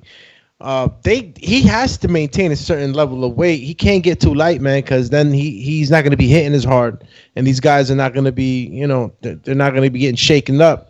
So it's important for him to keep some of that He weight. ain't trying to get hit, champ. You seen a step back? He working on them feet, Chico. That's why they building them legs. My man's legs gonna be. They thought he was fast and cutting the distance in the past. Rap City Quick now. out. Now he in there with the best dude to teach you how to cut the ring off. The best left hooker in the game. Hook with a hooker. You heard that before? That's what he doing. He working with Canelo, man, learning how to lean to the left and slingshot that left hook to the body, man. I can't wait. I can't. So what do we think? Is he gonna come in about 265? I don't care about weight, man. It's about how he looks physically and how he performs and looks physically, right? Like how his body looks is what I care about, not what his weight looks. And how his body looks while boxing is what I care about. Yeah, we'll see how those muscles hold up. As far as gas tank and all that, we'll see. He looks in shape, if he does put on that muscle mass, though, is that going to slow? Because Ruiz is known for his hand speed.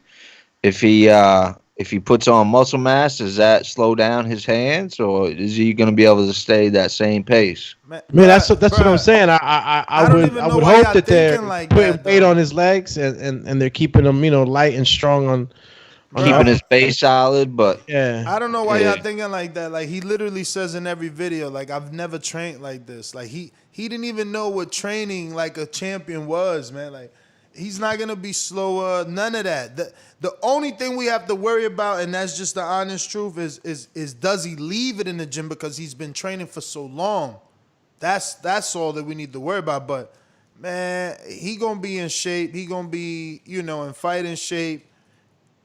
I just see him looking all around better, but we'll see what Areola brings. Looks like Areola linked back up with Goosen, man. This is going to be a fun fight, I'm telling you. Yeah, man, he's linking back up with I'm telling you, the 18 getting back together, man. Try to do it one more time. Try to do it one more time. One last hurrah, baby.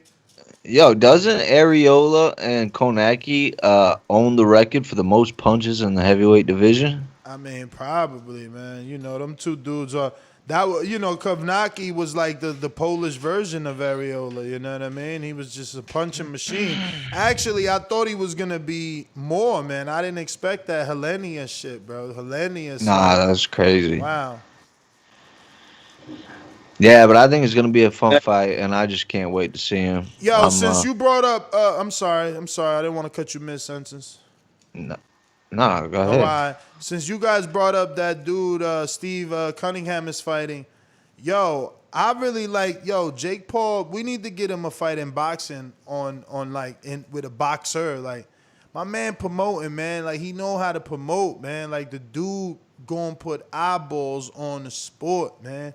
Yeah, he got Jalen Love over there, man. Of course he know how to do it, man. What you mean, Jalen He Love? from He a part of his team. Jalen Love is a part of the team. He out there training with him in Florida right now. He was from training Ohio, though. before that. No, That's he's because from he Ohio, from- shit. Word. I from- mean, I guess Jay Leon would be a good Bro, sparring partner. man, Funky Ben Astrick has done the best promo video I've seen in the longest. The best troll promo video, bro. He he went out there. He did like a freaking a Rocky Balboa. What's the exact word for it? Not a copy, but like damn, what is the word? A parody. There you go. Oh, okay, parody. Bro, he did a parody of Rocky Balboa. You know, when he goes to Russia and he's running in the snow, and you got the music in the background. Da, da, da, da, da, da, da. He's running up the mountain and shit in the snow. Man, you guys got to go check it out on Twitter.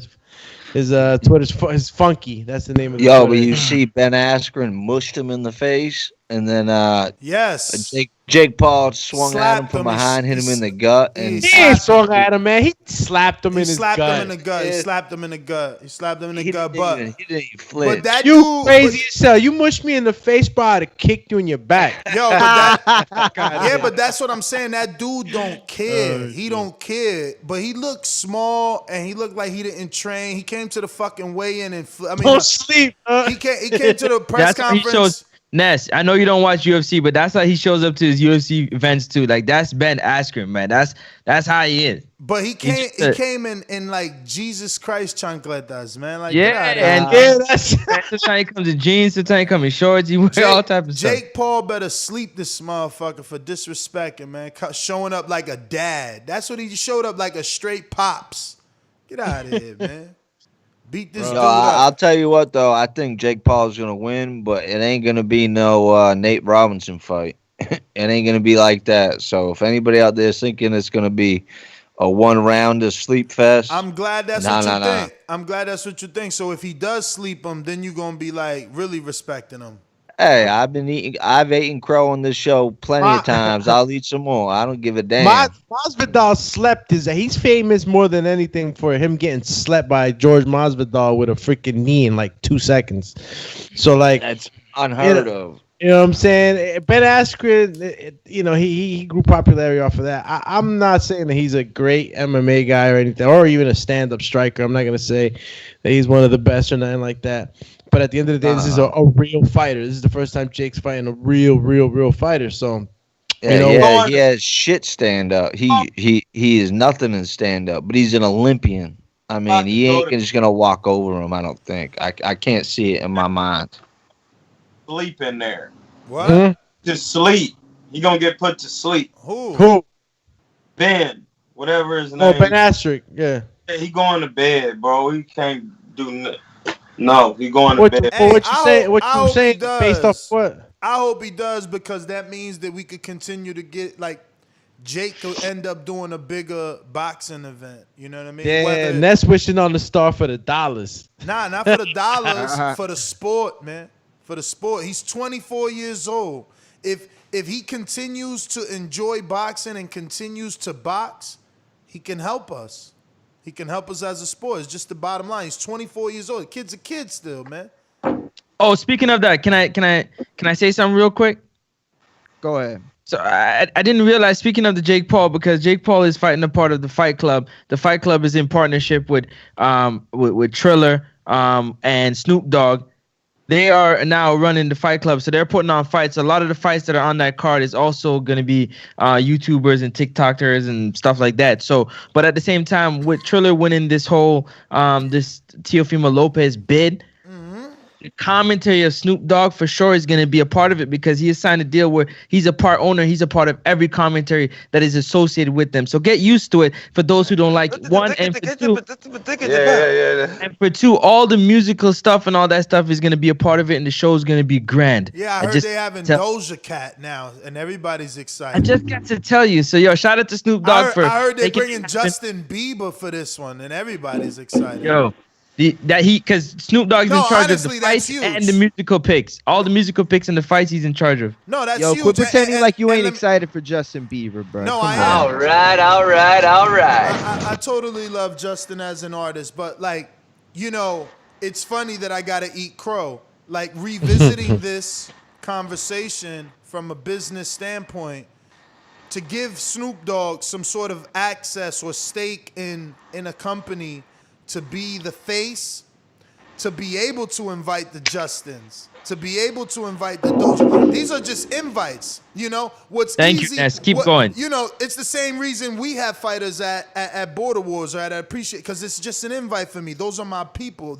You're a real one. Either they could show up for me or they can't, right? So he's bringing those eyeballs based off that. Like, yo, Justin, I got this thing going on. I know you in the... Yo, come do this performance for me. Obviously, I'm going to pay you. Maybe. Let's not forget, maybe.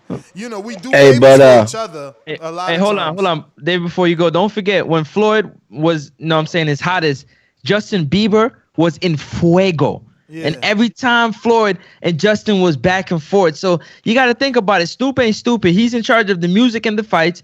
He wants to make Terence Crawford Spence. He said, we'll put the money up. Y'all just fight. We'll make it. Yo, I'm loving the fact that they're making this move into boxing, man. That's like, crazy. Bro. Yo, could you imagine? Because that's our other segue, right? That's perfect segue into the Terence Crawford topic that I had to slide in that Mario didn't. Because Terence Crawford went on another Twitter rant.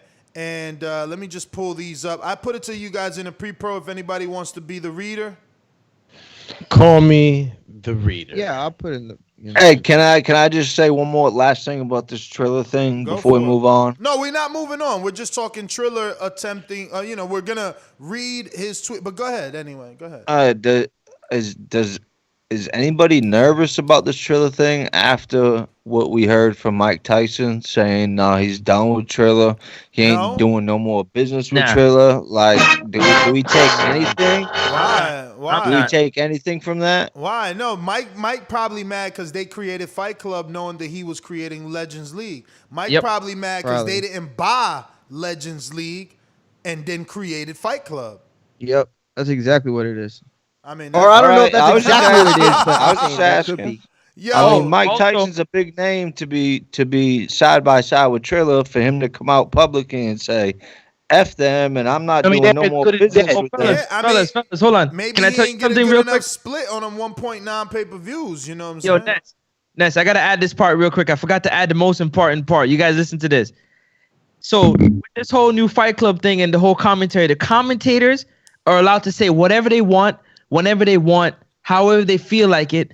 If people feel like they want to smoke a joint, they can smoke a joint. It's a literal free for all, no holds bar. You let it happen. So but wait, ain't Coppinger and them? Coppinger and Bernstein are commentators for this. So what you talking about? I'm telling you, but like the added commentary, like I'm saying, there is no ain't lighting up in front of Bernstein, man. Snoop ain't lighting up in front of Bernstein. You lying, bro. It doesn't matter what you think. He ain't lighting up in front of Bernstein. Yo, I'm mad jealous. Put it like this. Bernstein tried to end the press conference, and Kevin Ioli tried to ask Snoop a question, and Snoop, big dog, Bernstein, like, yo, I'm still the part owner, man. I'm answering this question. Now you can end the show. I'm just saying. He said that shit to Bernstein? Of course, brother. On air. I wish I'd clip it right. If I had time, I'd clip it and send it to you right now. Go away. Go back to the docks. This is what I'm saying. This is what I'm saying. That's a dope concept for all these YouTubers and athletes fighting each other. But when it comes to Teofimo and Cambosos and the real fights, man, we gotta have some reality with it, man. No, but we do. Got to. We got Bernstein. We're gonna have Coppinger, and who's the other dude, Mario? Not if Snoop Dogg's telling them to shut the F up. Ray Flores, the other one. Ray Flores. Yeah, Francis. Yep. But listen, let's talk about these tweets. I'll read them off, and then we can segue into Triller buying this fight, because Crawford feels this will never happen. He says, and I quote, "I'm gonna read them all." Oh, you got them? Go for it. Yeah, go ahead. Oh, okay. So these are all the these are all the tweets in order that we have them.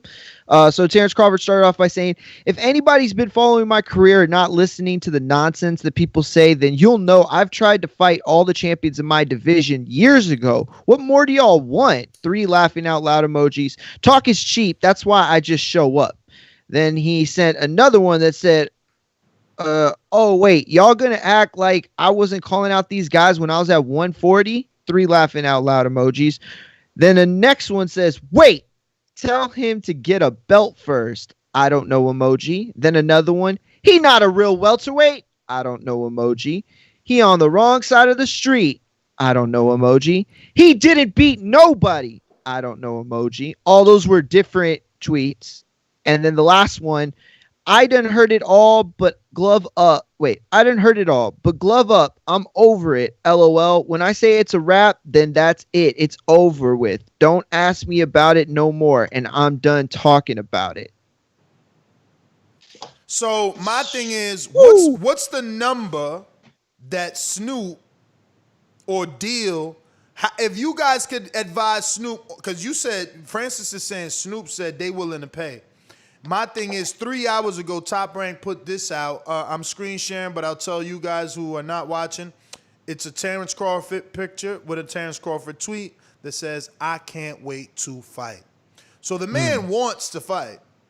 You know, he probably doesn't want to fight Errol because he, the negotiations and the excuses. But if Snoop or whatever powers that be can allow Snoop to be that dude that somehow mitigates this fight, it mediates this fight. I don't know. How much is it? What's it gonna take? You think? Did you guys realize also that Regis Program is also fighting on Triller? Yeah, Regis is fighting on the undercard.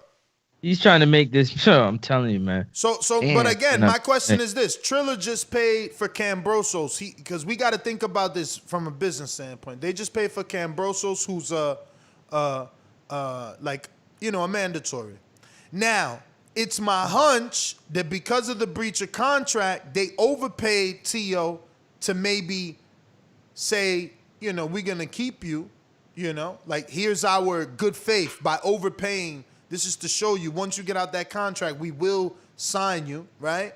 Or they just wanted to buy a fight with Tio and willing to pay $6 million for it, right? So then how much are they willing to pay for Terence versus Errol? I say between 30 and 40. I gotta look after my investment. You mean 30 and 40 million? Yeah, total. Oh. 30, 40 million. Total for what? Like for both fighters' purses? Yeah. However they split it up, I don't know, but I think, 30 or 40. Well, 40 will definitely be both of their highest paydays ever if they went 50-50. But however they split it up, I think. How much are they giving Tio? $6 million? Well, they bid that. They bid 6.2, 6.3, 6.3 6.3 for Tio, 6.1 for Tio and Cambroso, and Tio gets his percentage out of that. Damn. No, I'm just trying to, compare numbers. I know that they're not the same fighters and stuff like that. That's a huge fight, obviously, compared to who Tio's facing now. Exactly. So that's what I'm saying. If they starting with Tio and Cambroso at a 6, because that's total for the fight, $6 million, right? So what's the total number for the Errol fight, right? Is it $15 million a piece? Because we all know. Francis, do you remember the number? Remember, there was a number that was out there for the alleged Pacquiao negotiation offer, right? Pacquiao's getting 40, Terence is getting whatever he was getting. Do you remember that? And they had I don't remember, but I knew it had to be. It was about 20. I'd say it was about 20 because it was about half they would say he would get. Hell no, they ain't say Terence was getting no 20. You tripping? Bro, I'm gonna look it up right now. Nah, man. Call you trippy. Terence was getting like 6.5 million, and I think after 300,000 or some shit, he would get a certain number on the pay-per-view buys. Look it up. Todd DeBuff or somebody put it all out. Oh shit! What happened there? Oh, no. That was me. But yeah, man, I'm just saying, what's it gonna take? How much would Snoop pay for this?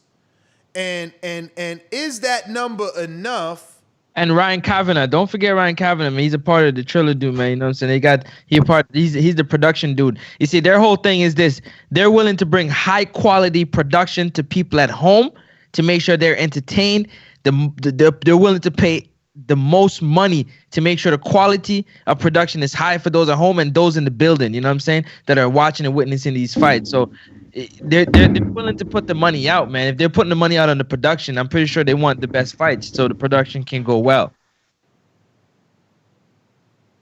Call you productions. I hope, man. I hope it, listen, for our sake as boxing fans, I hope someone can come, I would say 30 million, should be enough. I think that's a lot, right? Because I swear, I feel like Crawford was being offered like 6.5 or something like that, to fight Pacquiao. And then I remember another article, right, where they were like, how much they were giving them? 10, right? Pacquiao wanted 40 and Crawford was supposed to get 10. That's what Pacquiao was saying. So, and these numbers were coming from Qatar, right? Like it took a Middle Eastern, offer to get that number that high. So for an American broadcaster, I mean, if they come in and they giving, let's say Crawford maybe, the thing is that, they gave Mikey already 7, man. How's Crawford going to take 7 to fight Errol? But maybe 7 guaranteed. Maybe 7 guaranteed for Crawford, And like, I don't know, 2 more million for Errol, maybe 9 guaranteed for Errol, 10 for Errol, and then back end deal, something like that. That sounds decent. But if we go off their highest paydays, even Earl's rumored paydays ain't been more than 8 to 10 mil, I don't think. Like, I never heard rumors higher than that. Yeah, I thought he got like 11.8 for Garcia, Mikey. Word? Yep. That's what I heard. And I heard Mikey got a little over 9. I mean, look, makes sense to me when I know for a fact Eddie said on my interview with him that he was willing to pay both of them $8 million because he knew. And it's so funny. People don't give him respect. It took time for me to, learn to admire what it is Eddie does and how much he knows. Like, he told me that day before that fight was even a thing. Like, but when it was just being talked about, I'm willing to pay $8 million each fighter. That fight don't do over 400,000 pay-per-views. So I'm willing to give both fighters 8. And I mean, he was spot on, but he raised the price. Because obviously, Mikey, who was a free agent, not Earl. Earl had his alliance to Al, but Mikey, the free agent, he hears 8. Like, I got it. And obviously he went over there and took 7 for Vargas. So, money on the wood make anything good. I mean, Spence Crawford is the second biggest fight that could happen right now. Mm-hmm. And if they could fill up Vegas, they'd be better off staying with the regular promotions, not even dealing with Triller, and doing a deal that fills up Vegas, get that $15 to $16 million gate, and then pay-per-view. They'd make out more, I think, than what they would get from Triller. Wait, because Triller doesn't do fans? What do you mean they don't do fans? Because no. Well, I mean, we haven't seen Triller do fans yet, and we don't know how they. But this is the thing: who's in the A side? Errol and Crawford. So Errol and Crawford need to at least listen to what's being offered, and then their counter can be: you put up the money, we promote it on Triller. We do it our way. Well, actually, no, that won't work because Triller's trying to do it their way anyway. Like, they're trying to do a new thing. I don't know, man. I don't know. But they got to let fans come to that fight. You crazy? They can't do that. Show Kid, you're right. It is a dream fight at this point. Any super chats we left behind before we open up these phone lines? Man, yeah, we got a few super chatties, Champy. Let's go. All right, we got, I think we had left Bruce off. Lee, right? Bruce Lee? Yeah, we stopped at Bruce Lee. What the? Show Kid 2005. No, did you say Bruce Lee? He said, does Wilder have much? Oh, yes, you did. You did. Yeah, I was just doing my little Bruce Lee thing, you know what I'm saying? Show Kid 2005 says, if my promoter keep taking shots, Ness gonna have to host taking losses from Show Kid. Oh, shit. Ness LOL. No. He says, if my promoter keep taking shots, Ness gonna have 2 hosts taking losses from Show Kid. Laugh out loud. Meaning, if my man Francis don't start promoting him as the A side and stop talking crazy, he gonna be his next opponent. Francis can't hear you, champ. Nah, it ain't enough money, man. You know, show kid. You know, if it ain't about the dollars, and it don't make sense. It's just that simple. You better tell him. I hear everything, man. He working. Yo, what Rep It says Wilder would be negative 250 favorite versus Whyte. I mean, I'll take those odds. More. I'll take those odds. But here goes Snoop on Terence and Bud and Errol with Spence.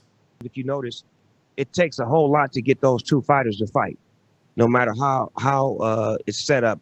So, for example, if you got this great champion, and this is Snoop Dogg talking about the Spence Crawford fight, courtesy of FightHype.com.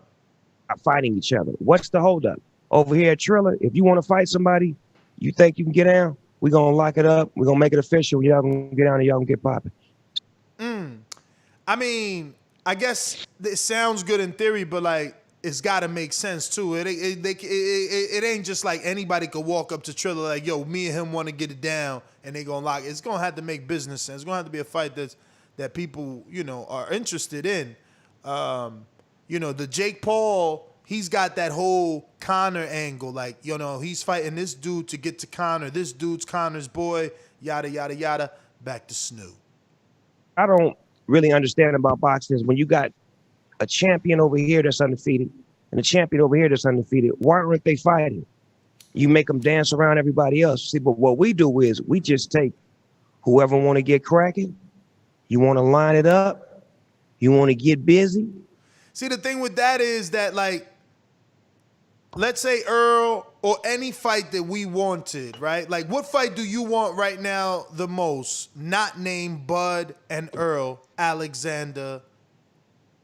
Tell me your first fight comes to your head. What fight you want the most right now? Not named that Bud and Earl fight. Go. Come on. Come on. You had too much time to think. Let's go. Earl versus Spence. No, not name them. Let's go. Yeah, not them. Okay. Tio versus Tank. Moore's house. I don't know. Come back to me. Go to Francis, quick. Francis. I got Devin Teal. Ooh, my man Tio got 2 spots. Wilder Whyte. So out of all of those, 2 of those don't have a lot of buildup. Tio Tank, Devin Tio. Like, there hasn't been 2 years. There hasn't been 3 years. There hasn't been maybe 1 year of, hey, I would like to see Tio with Tank. Hey, I would like to see Devin with Tio.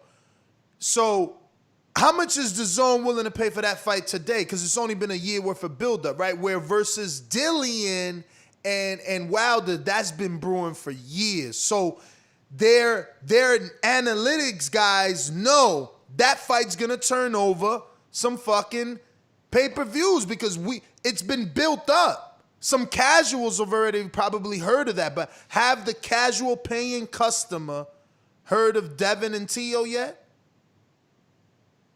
And that's what I'm saying. So like by Snoop saying, yo, if you want to get it cracking, we'll pay for it. But all right, if Devin and Tio go right now, how much is they fight worth? Are they gonna have to split 10 million? But you can tell that if they gonna step up and make the fight happen that Tio wants to happen with Cambosos, I mean they willing to, you know what I'm saying, they gonna put the money in. They said it, bro. They said they put in massive money to make sure that the production is at You're not getting to my point, man. You're not getting to my point. My point is Devin and Tio, how much they paying for that? It would have to be over 10 because Eddie Hearn already said he'd do more than 10 for that. I personally think they put 20 down. You jumping out the window to win this argument, man. Get the fuck out of here. 20? I feel you. They just jumped out the window. Hold on. Y'all crazy. Y'all crazy. They just jumped out the window and gave Tio 6, almost double what Eddie Hearn was giving. No, they gave that was 6 for the whole fight. Window, bro. We were just talking about how big it was. Brother, that's 6 for the whole fight. Window, that means he never deserved it. Yeah. This is the facts, and this is the facts. I gave him $2 million. 2 to 6, Troy. This is the facts. Devin Haney's making $3 million to fight Linares, right? We already heard Eddie Hearn say he would give Tio 7 to fight Haney, so we're already at 10. Now you know Devin Haney's gonna ask for a pay increase to fight Tio, so Right. we're looking at 14, 15. Right. 20's a little high, Francis, but I'd say 15. The reason why I say that because Tio, hold on. Tio's gonna milk it because he knows that Devin has been crying. So he's like, yo, I'm gonna get the most money out of this and make sure I try to whoop him the best. I'm telling you. Bill gonna hear you say Devin been crying. He coming for your head. No, what do you mean? Am I the only one that's saying that? Tio has been on record saying that. He called him all types of names, man. So he's gonna make sure he try to get the most money he can out of this negotiation. Yo, all right. So back to my original point, man, because we going down the rabbit hole. And my original point was, which it backfired on me. Honestly, I was trying to show that fight didn't have enough buildup to make Triller jump out 20 million because, a fight like Errol and Bug got like 3-4 years of buildup already. That's worth more to the fight fans. It's more of us that want it. Like I just showed you. Look, this is Top Rank's Twitter. This is not our Instagram. This is Top Rank's Instagram. They're promoting their fighters. Look at the comments. First comment got 13 likes. Washed up fighters. When Terence says I can't wait to fight, his comment is you gonna fight washed up fighters. Look at the next comment. Look, watch out. He might get dropped by another one. Look at the next comment. Exactly. Both him and Spence are fighting washed fighters, basically, is what this guy's saying. And this one says, Boxing Habit wasn't wrong when he said he's fighting washed fighters. And then this one said, no one cares unless it's Spence. And then this one says he's going to fight Josecito Lopez, I bet, with a laughing eye. Like, where's the comments that are like, yo, I can't wait. I can't wait. Yo, you're just making my point. If a fighter like Teofimo Lopez, who's out here with the belts, walking around, okay, staying claim as the man, the king, is getting that type of money, you know what I'm saying, in his first title defense. Brother, Tio and Crawford are two different, man. Tio is outgoing. That's my point. But no, but see, you're gonna see the outgoing part because of the production, brother. I'm gonna argue that Triller is not paying Teofimo Lopez the 6.2 of that purse bid for Teofimo Lopez. They're paying it to make a splash and trying to get boxing fans over to their platform. So hold on, Morehouse. So when he do numbers like Ness and everybody else believe he about to do, then what? Come on, you know how business go. Hey yo, if they could do 1.9 again without Mike, they murdered it. Exactly. That's what I'm trying to say. That's how busy. Come on, he bet on himself again, but not really though, because he getting a bag. Cash, we got a counterpunch, man. We got a counterpunch from Mr. PBC.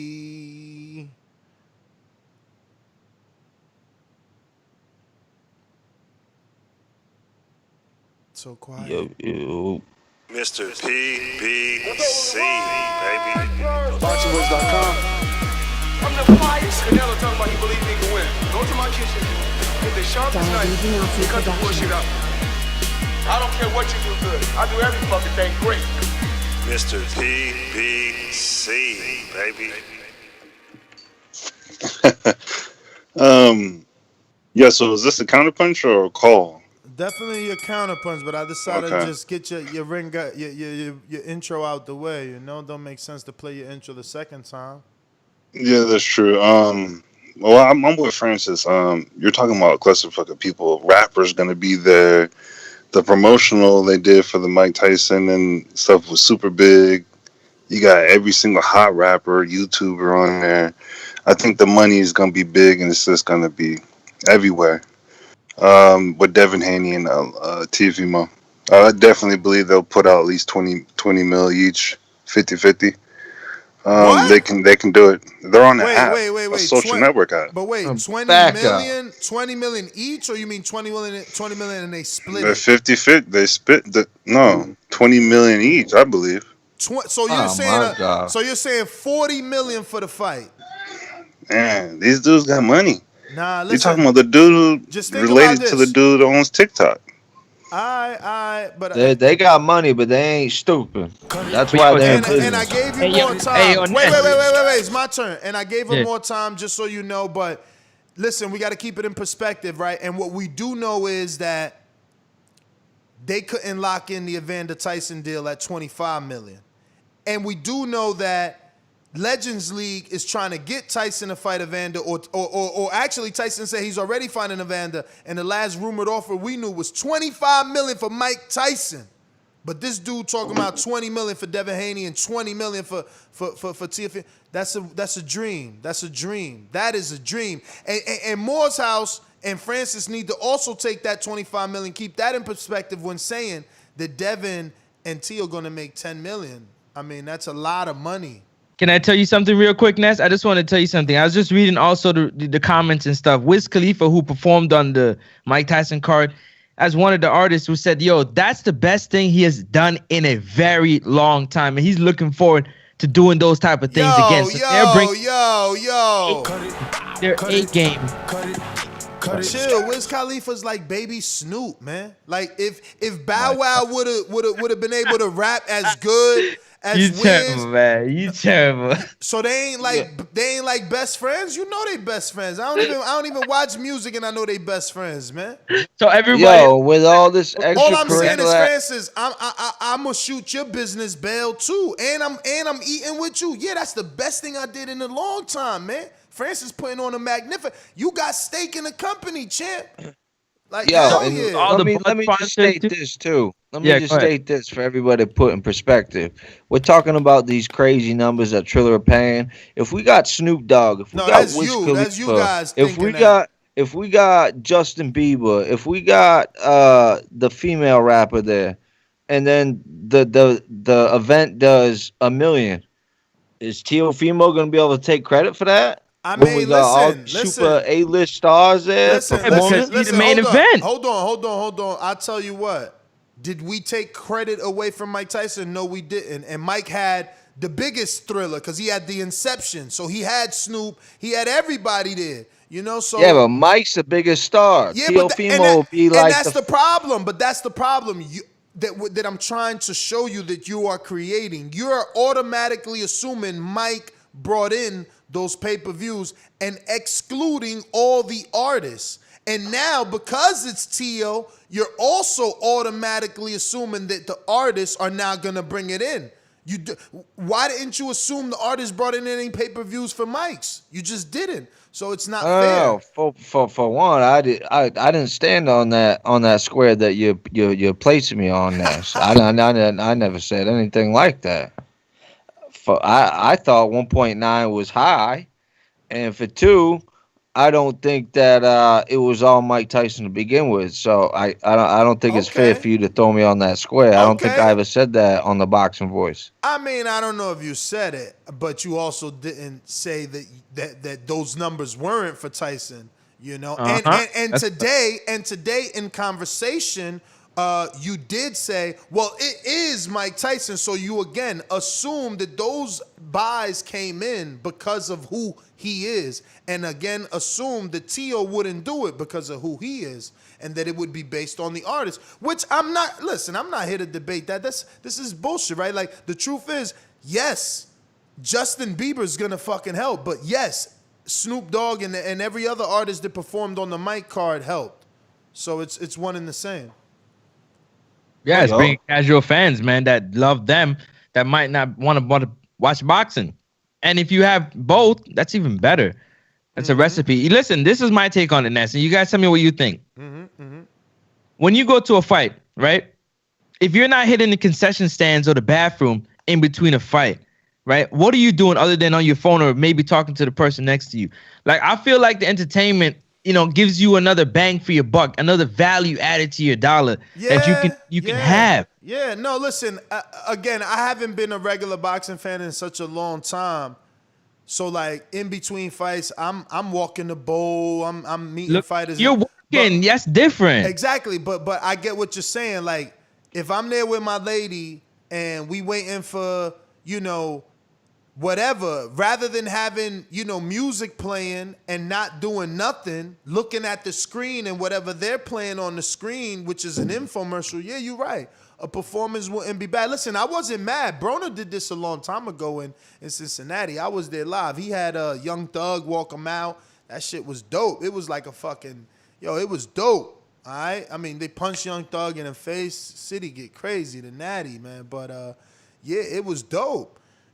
So this is on a grander level, and I'm sure it will work, and I'm sure it worked for the Tyson one. Because a lot of people are feeling like, yo, honestly, they want to keep boxing to be pure.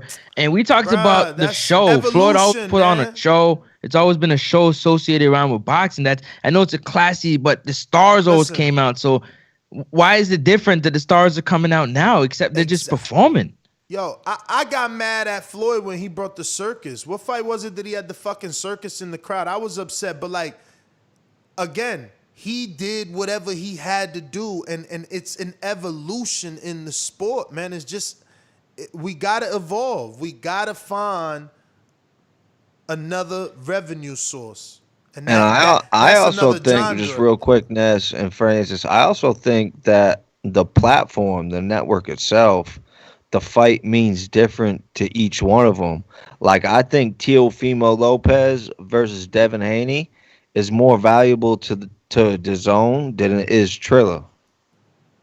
I mean, I don't know. Why? Explain, because Cause obviously Teofimo Lopez is signed to Top Rank and he's got that ESPN backing, right? So even if it's ESPN Plus or just a basic cable, he's getting crazy amount of homes. Devin Haney doesn't have that. But if you take that fight and you put it on Dazn, you got Teofimo Lopez bringing all them ESPN viewers, and then you got Devin Haney, respected and well known on Dazn. And we already heard that what Eddie Hearn would pay for that fight to Teofimo Lopez, and we also know what Devin Haney's getting paid right now to fight Linares, which is 3. Eddie Hearn said he'd already give Teo 7, so we're already at 10. And then after these next 2 fights between Linares and Kambosos is out of the way, we're jumping that up to 15. That's where I'm getting that number from, Ness. I'm not just like screaming out some crazy shit. I hear you, but Eddie saying is different from Eddie giving. Eddie said he would give Teo 7, and then he turned around and lost the bid. So Eddie probably would do better the second time around. You're right. By half, Ness. Don't forget that part. By half. He got to step his game up. Yeah, but nobody saw Triller jumping out that window like that. Come on now. My point. So what's wrong with him doing it again? Teo saw it because it was all over the internet. If you looked for it, Teo was like, "Yo, watch, something big's gonna happen." So, but listen, let's get out to the callers, man. We talked it up enough, man. Let's go out to the callers, and you know the number to call in: 1-425-569-5241. Press 1. One time. Voice your opinion. We talked a lot of topics, but it's all good. You can just talk boxing, and you got your time to do so. Yeah, man. And don't forget to hit that thumbs up button and that subscribe button. Yes, sir. Help with the visibility and the growth of the show, man. Border Wars 11, Watertown, Wisconsin. What's popping? Yo, you read my mind. Network. Huh? Nah, you read my mind. Because once you started talking, I'm like, damn, you know what? I got to plug Border Wars now. Yo, BPE Network, man, is where you can definitely watch it on live stream, or you can be in the building, man, in Watertown, Wisconsin. You want to see Francis? Everybody want a piece of Francis. They better go watch Francis before they ask for a piece, man. It ain't safe out here, man. And it's so easy to get. It's a couple clicks, completely free. You click Border Wars, and it's right there in your face. It ain't no It ain't no fooling around. It's a couple clicks away, and it's right there. Yo, so real quick, we need a few fighters. Most definitely, we need 2 heavyweights. Somebody in the 6 feet and up, and someone in the 5'9" and down. Heavyweight division. Holler at us. We need some heavyweights, and we also need someone in the 147-pound division that has some skills. Someone with some skills and some heart and wants a piece of Corey Frank. We're looking for somebody to take on Corey Frank, who's about to fight right now in the Nationals. I'm being posted, keeping myself posted, but it is going down right now in the Nationals with Corey Frank, man. He's in Shreveport. Let me see, is this his fight? Nah, this Keyshawn and Brandon Vega. Yeah, so we all tuned in, Corey. You know what I mean? We gonna make sure we watch your live fight then. But anyway, let's go out to... Remember to rate us 5 stars on iTunes. Subscribe to youtube.com/theboxingvoice for the latest and greatest interviews with your favorite fighters. Going out to Hawk in Maryland. What up? Yo, what up, fellas? Yeah, doing today. What up? What's happening, Hawk? Oh, okay, y'all got me. Hey, what up, Francis? How you doing there, brother? We good. Oh man, hey, as far as those shows go, you know, Roy Jones Jr. used to rap a whole concert before his fight, and some fights he would play a basketball game before the fight. You know, he used to do all them concerts, and he was the rapper with the girls and everything. So yeah, that show stuff can work, you know. But as far as Dillian Whyte, man, I eat my crow on that Dillian Whyte. I know Francis happy over there, but Dillian Whyte showed me the basics, man. He showed the basics, man, with patience,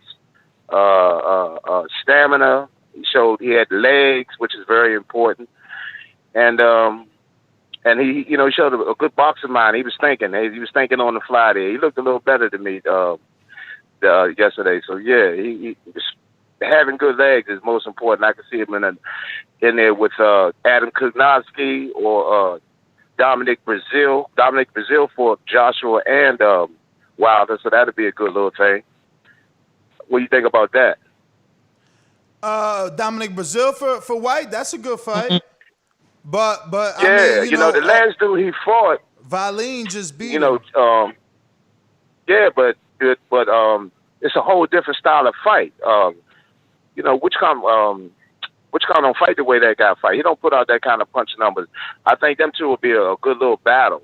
But if not, Adam Kugnowski, I think it'd be good for him. Bring him over to America, like you say. But that's just my opinion. Shout out to you, Hawk. But that's it, fellas. No. All right. Hey, you gotta give him his crow, man. What's up? Oh, yeah, nah, you know, here you go, Hawk. Take that, you know. Take your little crow on the way. Take the crow.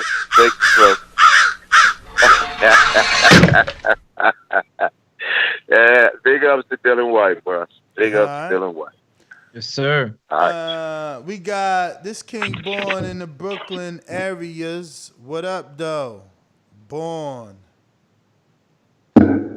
When you see old dirty bastard form a position like that, then you know that I'm getting ready to bust your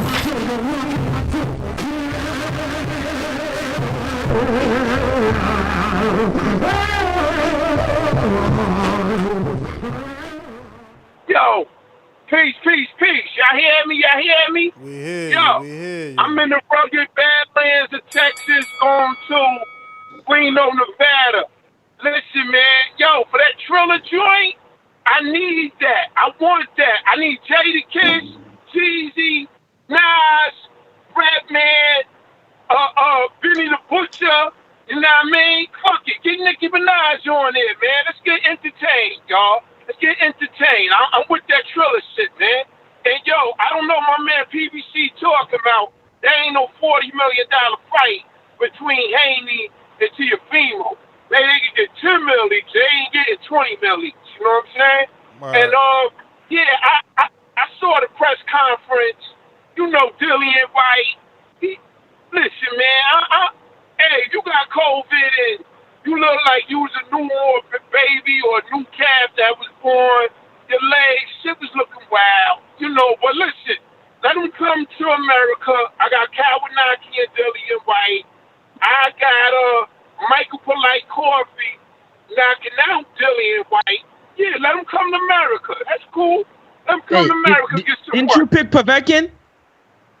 I picked Dillian Whyte. I went with your brethren. I'm feeling you pick Povetkin though. You duck it. France is trying to get ducking everybody nothing, leaked, man. bro. Trying to get everybody. Man, Francis, man, don't get gas. Francis, don't get gas. I'm on my goddamn, what you call that, from Master Flex shit, yo. From your boy, the cool. Whirlwind. Oh, you on your Griselda But listen, shit. Shout out to Griselda. Hey, yo, Ness. What up with your man Cheeseman? He didn't fuck your parlay up to, you know what I mean? I mean, he Cheeseman would have. won, but He would have, because if I would have bet on him, I would have bet that he was going to lose, and he fucking won. You know, Cheeseman is like the fucking, like, boxing, fucking, like, what you call that half and half man and shit, Two-Face. You don't know what the fuck going on. But I know one thing, though. If Cheeseman come over here, what about Cheeseman and Tony Harrison, man, at 154? Harrison about to fight Brian Perella, yo. I can't, but ain't Brian Perella a welterweight? I think so. Yo, they trying to build him up, man. Like, they trying to rebuild him up like water damage, you heard? That's all that is, man. But listen, man, give me he deserved a tune-up off of knockout laws, man. And he been out the ring since the Charlo fight. Yo, that's 2019, bro. What the fuck? What month? That was December. So how long is that for real? You got Tim Tszyu? You think Tim Tszyu could come in and dominate somebody at 154? Tim Tszyu, Erickson Lubin. Definitely Tim Tszyu could do it to somebody, like you said, but who that somebody is, that's a different story. That boy ring right now, though. Bro, 2019, December 21. And I don't even know why they don't got his fight listed. He fighting Brian Perella. Why ain't it on BoxRec? I don't know. He fighting. Nice. You didn't hear me, huh? What? I said he in the ring right now. The boy. Oh, Frank? Shit. Yeah, he in the ring right now. I gotta hit the link again. I wonder if we could screen share that shit. That'd be dope if we could. Yeah, but they probably gonna act up and shit. Yeah, this a YouTube link too, ain't it? Nah, I don't even know. I don't know. It had the YouTube player button though. Damn, look at Corey, yo. Oh shit, y'all. We gonna have to wait. Damn, should I put this shit on I should have watched it on the screen. I'm tripping. I put it on my phone. Yeah, you are tripping for doing that. Yeah. Now we gonna be quiet. Corey. All pressure. Now, what is waiting for you? We ain't gonna be quiet. We ain't gonna be quiet. Oh, I'm gonna text you the link. Text him the link. Text him the link. We gonna commentate his shit. Oh shit. Oh shit, it's about to start. You go. It started. It's over. Yep. Corey establishing dominance by being in the center of the ring. He's jabbing at from the southpaw stance. He's jabbing at his opponent. Yo, help a brother out. Yo, send him the link, Francis. I don't got his number. How am I gonna send him the link? Oh shit, I got you, Morris House. I got you. He tripping. How you ain't got Morris House number yet, man? Damn, yo, come on, talk, Francis. Yeah. Right now. Oh, Corey with a good double jab. He's definitely establishing his dominance right now in the center of the ring. He's feinting. He's bowing low. He has the jab hand out there, the lead hand. Circling his good jab. He's picking off his opponent right now. He's definitely getting the rhythm down.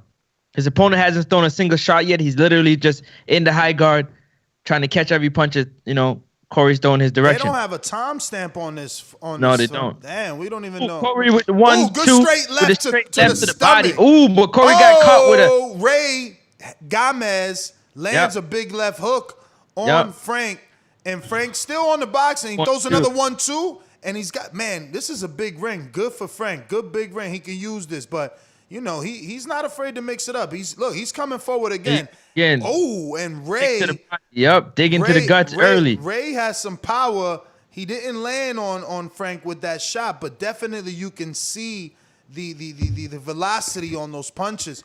But he's definitely giving away this round. There's no way a judge should be able to give anyone but Corey Frank this round. But again, I'm looking at it from a professional standpoint.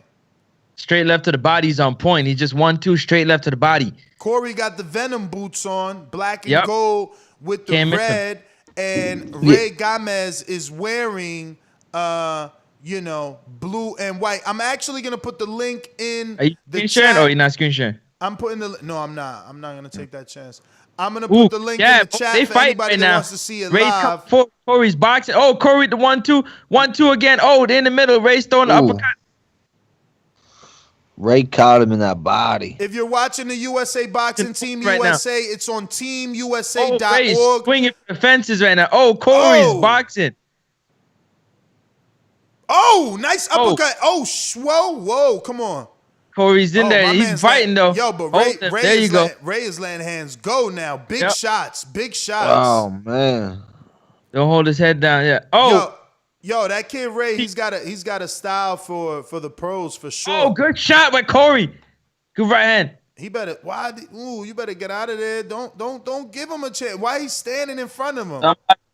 Because Man, that stinks that we're all on different time stamps.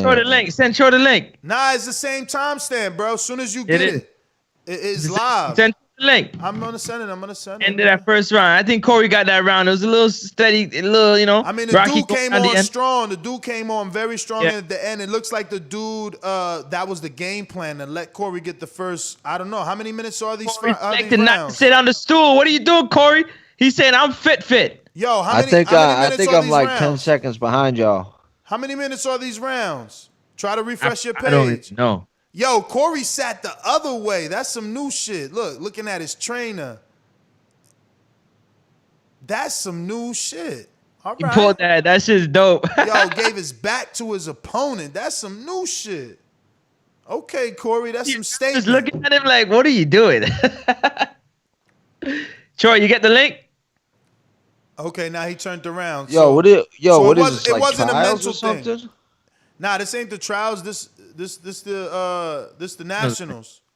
And how is Corey part of the TBV fam? How do we know him?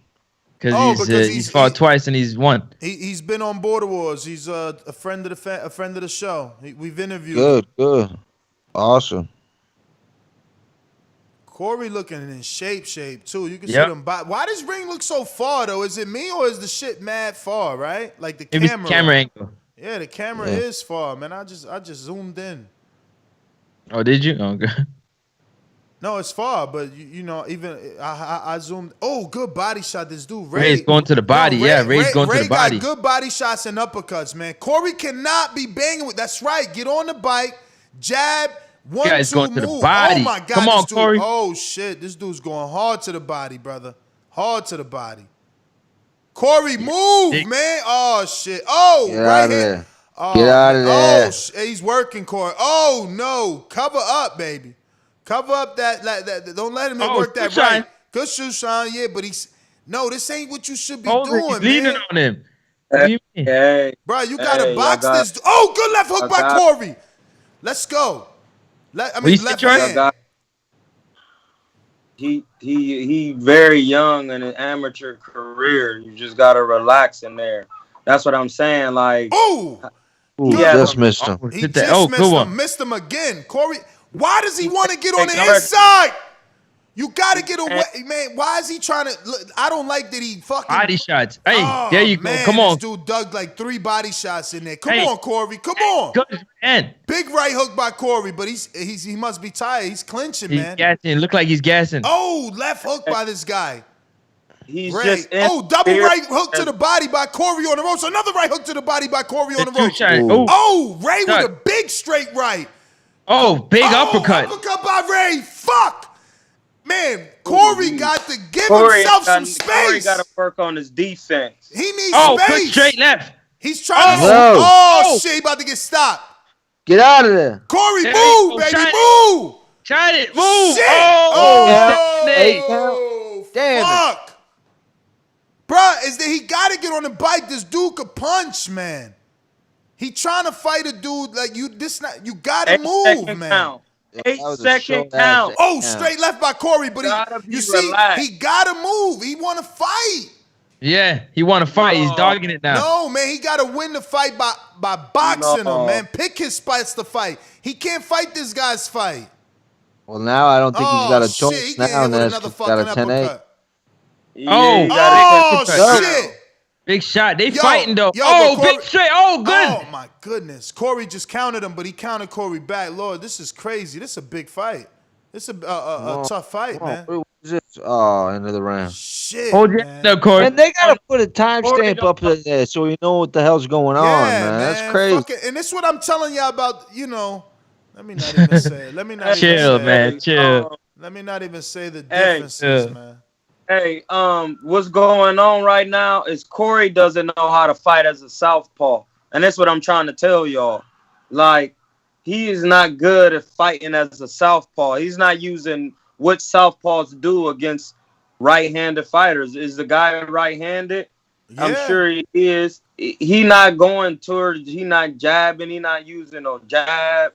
All he doing is being in the high guard, letting dude dig to his body. He don't have no defense. He was doing that in the first round, but the dude turned it up at the end of the first round. It don't matter what dude did. Corey's gas, man. You crazy. You Corey's crazy, gas, it don't matter. man. It matter when somebody beating you to the body, man. It don't matter what he did. Okay, Corey. Right, good straight left by Corey. Dig deep, baby. Dig deep. They back. Dig. Uh-oh, he got a second Corey win. Trying to hit that straight left. Oh, yeah, Corey, they Right fighting. hook by Corey, but damn, this dude Ray is a big... Oh, fuck, he caught Corey coming in. Is that Corey think he gonna win this fight by out-dogging this dude. Yeah. You can't, you gotta outclass him, man. Your skill, yeah, man. Yeah, but he already got that standing 8, so he's gotta in his mind. He's messed up in his mind now. But if he sets the shot up, he more likely get a knockout. Shit! 2 shots. He got hit with 2 big rights. Yeah. And this the problem. Shots. See? Yeah. Hey, Corey doing everything I said he was doing in the border war. Dip. He falling in. When he throwing his 1-2, he falling in. He moving around the ring with no purpose. Like he jabbing. Good left hook by Corey. He not checking. That uppercut. He's susceptible to that uppercut, man. He got to get away from that uppercut, man. That's uppercut because he is want stunning, man. That's because he want to be right there, man. Right. He got to be boxing. He want to be on the inside. If he wouldn't be trying to lean his head on his opponent, he won't get hit with no uppercut. He need to be jabbing, man. He don't know how to do that, bro. Nah, he trying to fight. He's already been drug. He did that in the first round, Troy. He's been drugged into a street fight. No. Right, It's a man. 3-round Watch the fight, fight, man. Watch the fight. Hold on, man. I'm on the show right now. You just talking. You gotta watch it. You gotta watch it, I don't even. I'll let you know. Fight, Ness. Bruh. I want to watch what he doing. I know what he did the first round. I know what he did the second round. These things he doing in this fight is not because good body of this shot, fight. man. He's not experienced as an amateur. Bro, he only got 12 fights, amateur, man. You fucking literally putting the dude down. He in the Nationals right I'm now. not putting him down. He got 12 bro. fights. I'm just saying. He got 12 fights. We know he don't got experience. He got 12 fights. Oh, he just caught him with a straight left. Jesus. Oh, he got him big right hook by fucking Corey. Oh, they're fighting, man. Ooh, Corey's a dog, man. Man, he got to stop clinching, man. Come on, relax. Bruh. Relax. Try to get your breath back. Come on now, Corey. Tired, man. He tired. Corey tired. Oh, yeah. Straight left. Big shot. Oh, he got hit with the uppercut again, man. Fuck. Bro, this dude got to stop leaning in like this. God, he makes so many amateur mistakes. Like He's tired. He's leaning on dude, man. You got to stop leaning on dude. He's over at the waist. Troy, he's an amateur though, brother. I'm trying to tell y'all. I tried to tell y'all that. Oh, there's another one. Like, he's not ready to be no professional. Like, I'm just telling you how y'all telling. Good shit, Corey. We fight, man. Yo, come on, Troy. Like, you literally right now. My man, I'm trying to help him.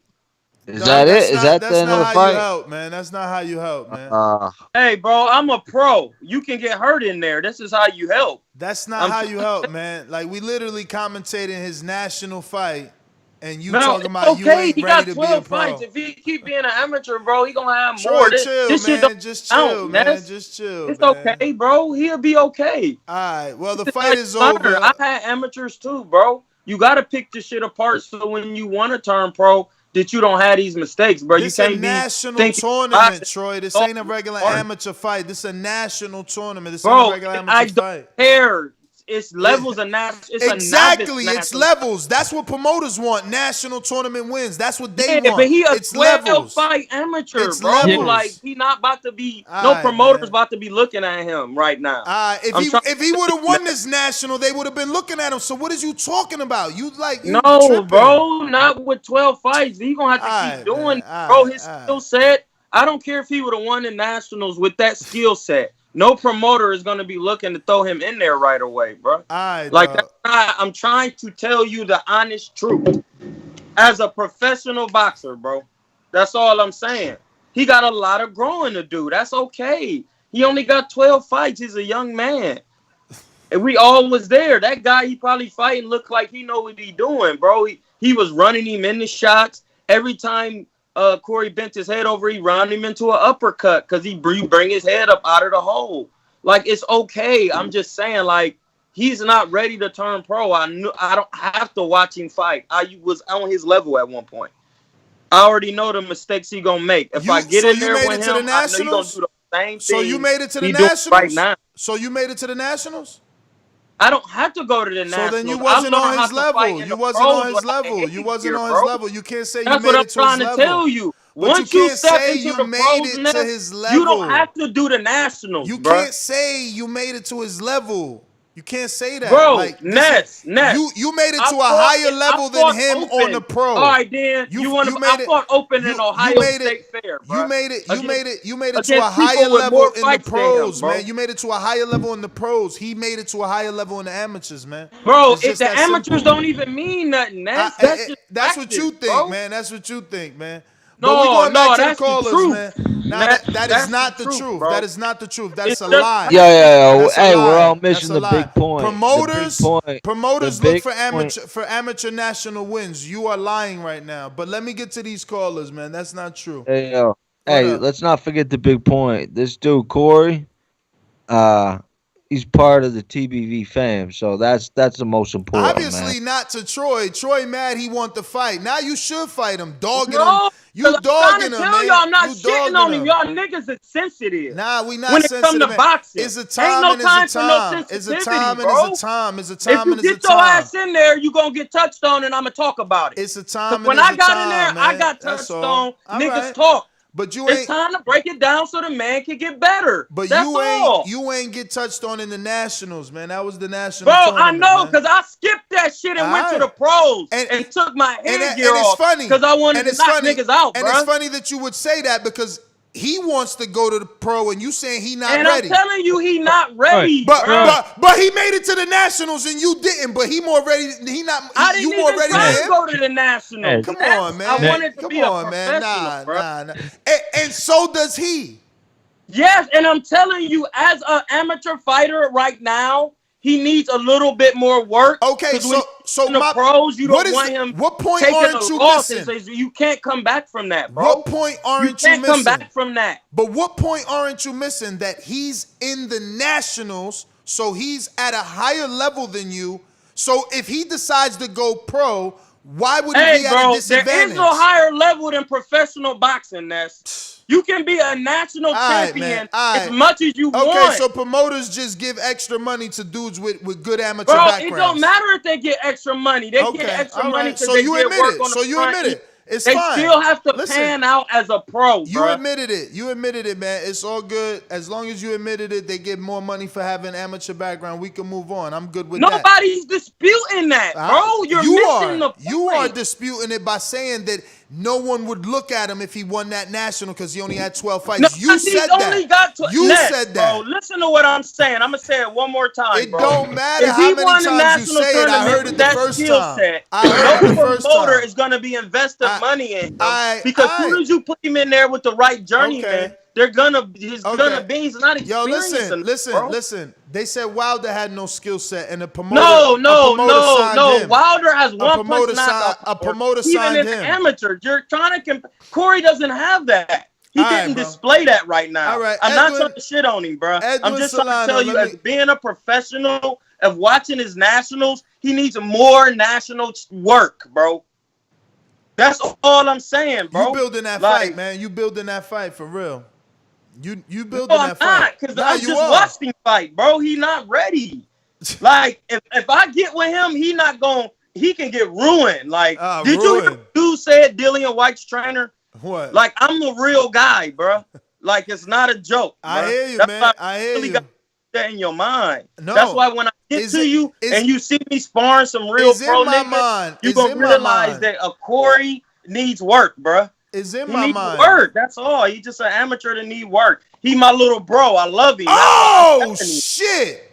He need work. Yo, this kid, Alex Holly from DeSoto, Texas. Oh, shit. He just fucking one-punched counter. It was the first punch he threw was a one-punch counter punch. I know, and that's what I'm telling you. It's levels, bro. This man. Oh, here he go with the I know shit. You ain't even watching it. Stop, man.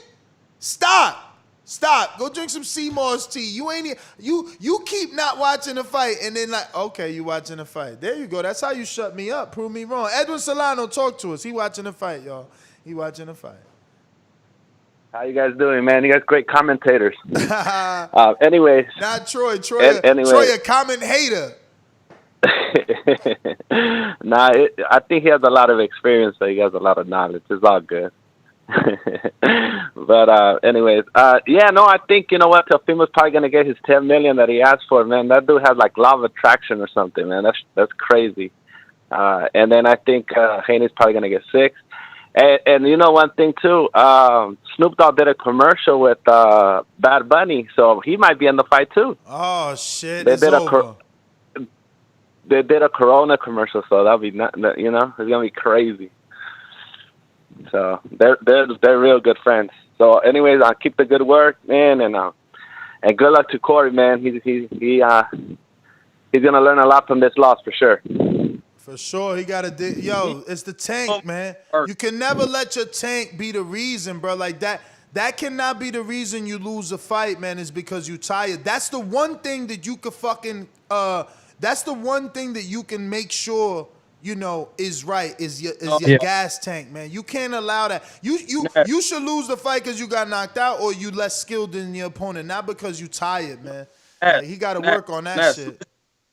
Ness, just listen to me, bro. You can 30 miles every day. If you're not experienced, somebody who's more experienced can take the conditioning right out of your chest, bro. I hear you. Why won't you just listen to that? Why is that hard to live? You can run 10 miles every day. I can get off the couch as a more experienced. Troy, I never said he got to No, I know what you never said. I'm saying the reason that's why Corey, it don't matter how much he run right now. He just needs to get more experience so he can relax in there. Mm-hmm. It's not that he's not good or none of that. I don't know. I think you need to go watch that fight back. I don't think it was more that he was outskilled. He ain't experienced. You're going to get tired, bro. The dude that he was in there with was a big puncher, man. You could tell the dude was a big puncher. He didn't use the jab one time. He did use the jab, man. He did use the jab. He did. I didn't see him tie up the right-hander's jab hand when he was out there. I'm gonna show you what I'm talking about, bro. When you boxing as a left-hander and you boxing a right-hander, you have your hand out like this to tie up their right hand, to force them to throw the right hand so you could slip it, come underneath and come over top. He didn't even do that. When he first went out there, his hands are right here. That's a mistake as a left-hander. When you come out, you tie up your jab hand Why like don't this. you admit that you started watching the fight late? You didn't watch it when it started. You could admit that. Listen, he didn't do that at no you time lying, in the man. fight. You lying, Troy. Like I don't I ever watched call you the second and third round. So bro. you ain't see the first where I'm clearly fucking saying he was jabbing. He didn't do it Lord have no mercy. time in the round. Lord have mercy. This dude, yo, go watch the fucking fight. Go watch the fucking fight. See, I know you don't understand boxing because what I'm saying, you're not saying what I'm saying, bro. You can be throwing the jab all you want. This is throwing the jab, Francis, bro. can you relate this message to him? He was throwing a jab, maybe but he don't hear wasn't me, tying man. up the jab. Listen, tell this dude. Troy, what he's saying, Troy, what he's saying pretty much is that you didn't watch the first round, so it's hard for you to say he didn't do it the whole fight when you didn't watch the first round. And also did he do it all 3 rounds, Francis? I watched 2 rounds. That's what Ness is saying, that he did it in the first round, so that's considered. Yeah, that's not the whole fight, bro. And what? But Troy, you didn't watch the fight.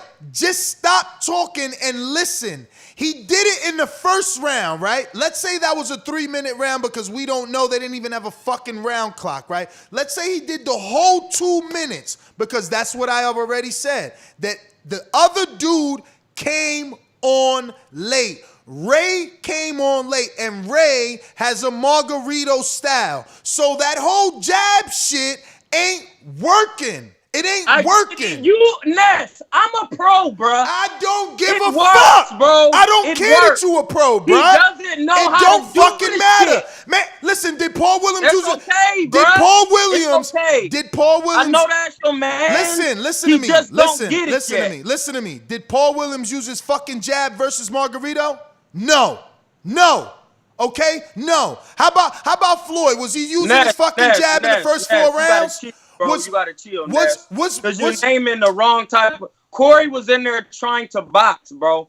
As a left-handed for boxer, the first round, he was trying to tie box. Up to no, for the first round, and then he seen that dude punch hard and was going to the body, and it changed the tempo of the fight. Yes, the fuck it do. It's called changing the tempo of the fight. You're supposed to do to win. I don't want to hear that if you shit, man. use Let's go the to jab callers, like bro. you're supposed Listen, to, agree to it disagree, wouldn't matter brother. if he was Agree to hard disagree. punches. He would have kept Agree the to man disagree. at bay, man. Agree to disagree, man. Let's get to the callers, man. Agree to disagree. You listen. That opinion can't be for everybody. I do the shit, Ness. Not on a high level. You ain't never been on a high level. Professional. It don't fucking matter. He's not even pro. He's an amateur on a high level. His headgear's on, bro. On a high level. He's an amateur on a high level. On a high level. No, you tripping. You tripping. You trying to undervalue what the fuck he did. No, I'm not trying to undervalue anything. Yes, you are. When you get an amateur, when you go to the nationals, then you tell us. That nigga Corey was fighting, bro. And you should. And you should. But you ain't do it in the nationals. But you ain't do it in the nationals. But you ain't do it in the nationals. You ain't do it in the nationals. That's just the story. I didn't have to. I skipped the nationals because I wanted to take the headgear off. No, you couldn't get to the nationals. I didn't want to get to the nationals. I was 27. Different. What do I want to go to the nationals for, bro? Different. And listen, Chris Lovejoy got 19 fights, my brother. I don't care about Chris Lovejoy. You gotta get more than just Mexico fights. To beat Floyd Mayweather, you gotta have more than Mexico fights. Like Devin Haney got more than just Mexico fights. I don't care about none of them people you talking about. No, you put them in the ring with me, it's a humble session. So all this stuff you saying, it ain't bro, no humble session, Troy. It ain't no humble session. I'm just trying to tell you, Ness. It ain't no humble session. You've been in there. You got it, blood. Y'all niggas be boxing. You've been in there with pros, and you've been in elite level training camps. If you was as good as you think, they would have signed you. Berto would have gave you that shot. Virgil Hunter would have gave you that shot. It don't work like that. It do fucking work like that. I watch it get done all the time. It don't work like that. Oh yeah. So tell me who's Coffee signed to? Let me tell you why it don't work like that. No, let me tell you why it do. Let me tell you why it do. Let me tell you why it do. Where was Mike Polite Coffee at? Where was Mike Polite Coffee at? Where was Mike Polite Coffee at? He was 0-0, and he was Wilder's sparring partner. And where's he fighting at now? PBC. Stop talking if you But don't know how what old you're is talking dude? about. How old is dude? 33. He's a heavyweight. Oh, so now That's you got another easy. excuse. First, he tried to bring up the That's not excuse an of excuse, age. Ness. That's what I'm saying. You tried to bring are up you the excuse confused of about age. the boxer's blood, like by the fans and all of this? Because in real boxing, it doesn't work like that, bro. Man. You the only dude that don't value nationals. I didn't say I didn't value it. I you said telling he me getting needs to the do nationals. more- You telling me Ness, getting to the he nationals needs to mean do nothing. more national work, bro. All right. Just say that with me. Say it with me. He needs to do more national work. Yeah. Okay. Let's do more national work. But at least his national work is regional. It's regional. Listen, all that's fine. No, it ain't. He needs to do it's more than national fine. work. It's more than fine. We might see the dude that he fought, Ray Gamez, turn pro. That's the difference between his fights and your Mexico fights. Where the dudes you fought at? Do we know them?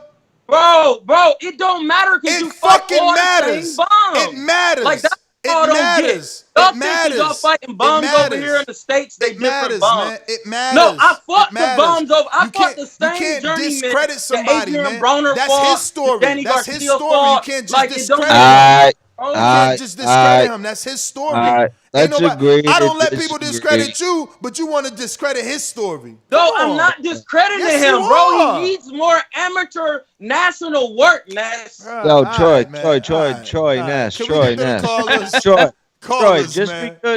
Troy, just because everybody's not a pro, it doesn't mean they don't know shit about boxing. Bro, I didn't say that. I just said the man need more amateur work.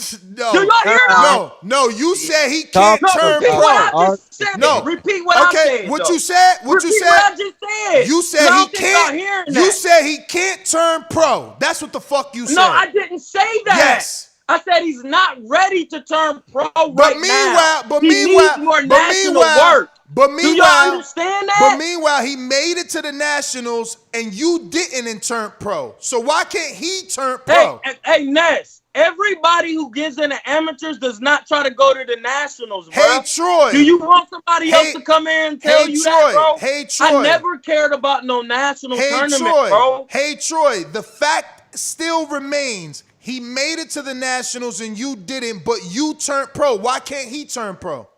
No, I didn't say he couldn't turn pro, Ness. You did say that. Listen, I'm going to say it one more time and I'm done. You said he's bro. not ready, and you did He's say not he can't turn ready to turn pro. So you're Ness, Troy, I got you. Troy, I got you. I got you. Troy, I got you. What Troy is saying is that based on what he's saying Corey is not ready to turn pro. He's not saying he can't turn pro, but he's saying right now he needs some more national work and needs a little bit more sparring. Maybe from him, Troy, or maybe from somebody else who can, teach him how to work that southpaw to Troy's understanding a little bit better to get more use out of it. So that's all Troy's saying from his experiences. And the whole national not turning pro, I don't know nothing about that, man. So do you understand what I'm saying? Because you understand what he's saying. Yeah, I do. No, I understand completely what you're saying. What you're saying is that it sounds like from what Troy's saying, he's discrediting the fact that he don't think that Corey can turn pro even with 90 seconds. Upgrading of skills or whatever the case may be. And being the fact that he didn't go to the Nationals and he turned pro being Troy, I mean, why would you say that Corey can't? Thank you. That's kind of like, it sounds a little haterish. Thank you. All right. As long as we're on the same page, let's get to these callers. But I understand where Troy's coming from. But it's just the wording. It's how he worded it. It came across as such. But he doesn't. I know Troy don't mean that. And that's fine. But he needs to understand how he sounded. He can do whatever he wants to do as a fighter, man. But from what I'm watching, he's not ready to turn pro to have the best career that he can have as a professional, bro. Like, when you get in the pros, Nest, there is no redos. Like, that's what I'm saying on here, bro. He should take his time, get his skill set up, do more national tournaments, because if you turn pro right now, it's going to be very difficult from what I've seen in the amateurs, bro. Like, I'm a pro. I've took punches without headgear. It's very different, bro. That's why I need to get with you so you can see the calmness, and when you in there with another high-level pro and you sparring, it's way different. It's just different, bro. It's not like this. Like that's the amateur boxing. It's national, yes, but it's still amateur boxing. Once you take the headgear off, take the shirt off, put on little gloves, turn on them lights, start doing 3-minute rounds, and there's a crowd there, and your nervousness, and them punches start, it's different. Corey, that's going to take a lot. He needs to get more experience. He's a good little fighter, but he needs more experience. Good little fighter. You really building the fight up, because I don't understand what world you live in and you think you can keep disrespecting somebody and then not fight him. But let me get to in New Jersey. You building it up though. I love it. Just like the king is what I mean. The king is what I mean. Hey yo, man. I think y'all misconstruing what Troy is saying, y'all. I think, you know what I'm saying? And I'm going to get to the Terence Crawford business in a minute, but he's saying, like, yo, it's no different if somebody heard somebody rap. And Justo Mathis on our show. Justo Mathis, SIA, Stainless. These is guys that put out music, put out projects. If they heard me spit, they say, y'all mean, you ain't cutting. I ain't never put out no record. I never mixed a song. I don't have those levels. I don't know. I just don't know. Troy is saying if you don't know, you can't know. If you ain't been in the studio, how can you mix a song? You have to be at a certain level to get a certain just experience. Like he said, a calmness. Shit, don't you tell us, don't come to Border Wars unless you spar. He's just talking about an experience you have to have that somebody could tell you something, but he experienced it. So he's just saying that. That's what I gather from it. Same thing with Terence Crawford, man. I'm like, yo, he's haunted by his experiences. A bunch of mean people said a bunch of mean things to him, and now he doesn't want to fight anymore. So, yeah, man, I'm not really too keen on that. Shout out to Dillian Whyte. But truthfully, yo, the way y'all was talking, yo, Troy is Tim Bradley, next to you like Andre Ward. You know what I'm saying? Like, y'all both right on the facts, but Troy speaking with his heart. You know what I'm saying? Speaking with his heart and his knowledge. Troy trying to build the fight, man. Troy trying to build the fight. After you done with your call, I got like 20 super chats calling Troy a hater, man. Hold on, Troy. Oh, when you done with call, sorry, go ahead. That's crazy, though, man. I'm a super chat back because I just think that's crazy, man. He's not hating. How's he hating? Bruh, there's criticism, then there's harsh criticism. I'm going to tell you. I'd like to tell you, I mean, you still got like a minute and 25, so it's on you. You want me to tell you? No, he's doing Floyd Mayweather, Adrian Broner. AB always felt like Floyd could have, you know what I'm saying, called him on the phone instead of doing it in the media. And Troy's, you know what I'm saying, giving them the harsh criticism, which Ness is taking as like, you know what I'm saying, that's different. That's different because Troy ain't big bro to Corey. Fucking Broner was just called Lil Bro though. He just called him Lil Bro. Yeah, he tried to son him. That's what I'm saying about the disrespect. Lil Bro, he a little good fighter though. He called him a little good fighter. How old is Corey, man? How old is Corey? He like 26. Younger than Troy. He 26, man. I'm 40 fucking years old, bro. Oh, so you wasn't calling him a little good fighter? Like, come on, bro. He's not even old as my young. Yo, Gary Russell do that shit too, man. Call everybody. No, bro. He really is a youngin' to me, bro. I'm 40, bro. Youngin'. Yo. I'm 40 years old, Ness. Come on, bro. Yo, Joe Smith Jr. ain't want to get called a youngin' by B-Hop either, man. Yeah, hey, that's fine. And he did what he had to do, but I ain't B-Hop. So see, now you talking that talk. You crazy, Troy. You ain't fucking lying. Bro, come on. What you talking about? You think I'm going to run in there and let somebody sleep me and knock me out the ring, man? Y'all niggas are different breed. Like, come on, bro. Like, I'm not doing that, bro. I don't care. So you trying to say B-Hop wanted to get slept and knocked out the ring? Hey, I don't care what B-Hop wanted to do. It sounds like you think that.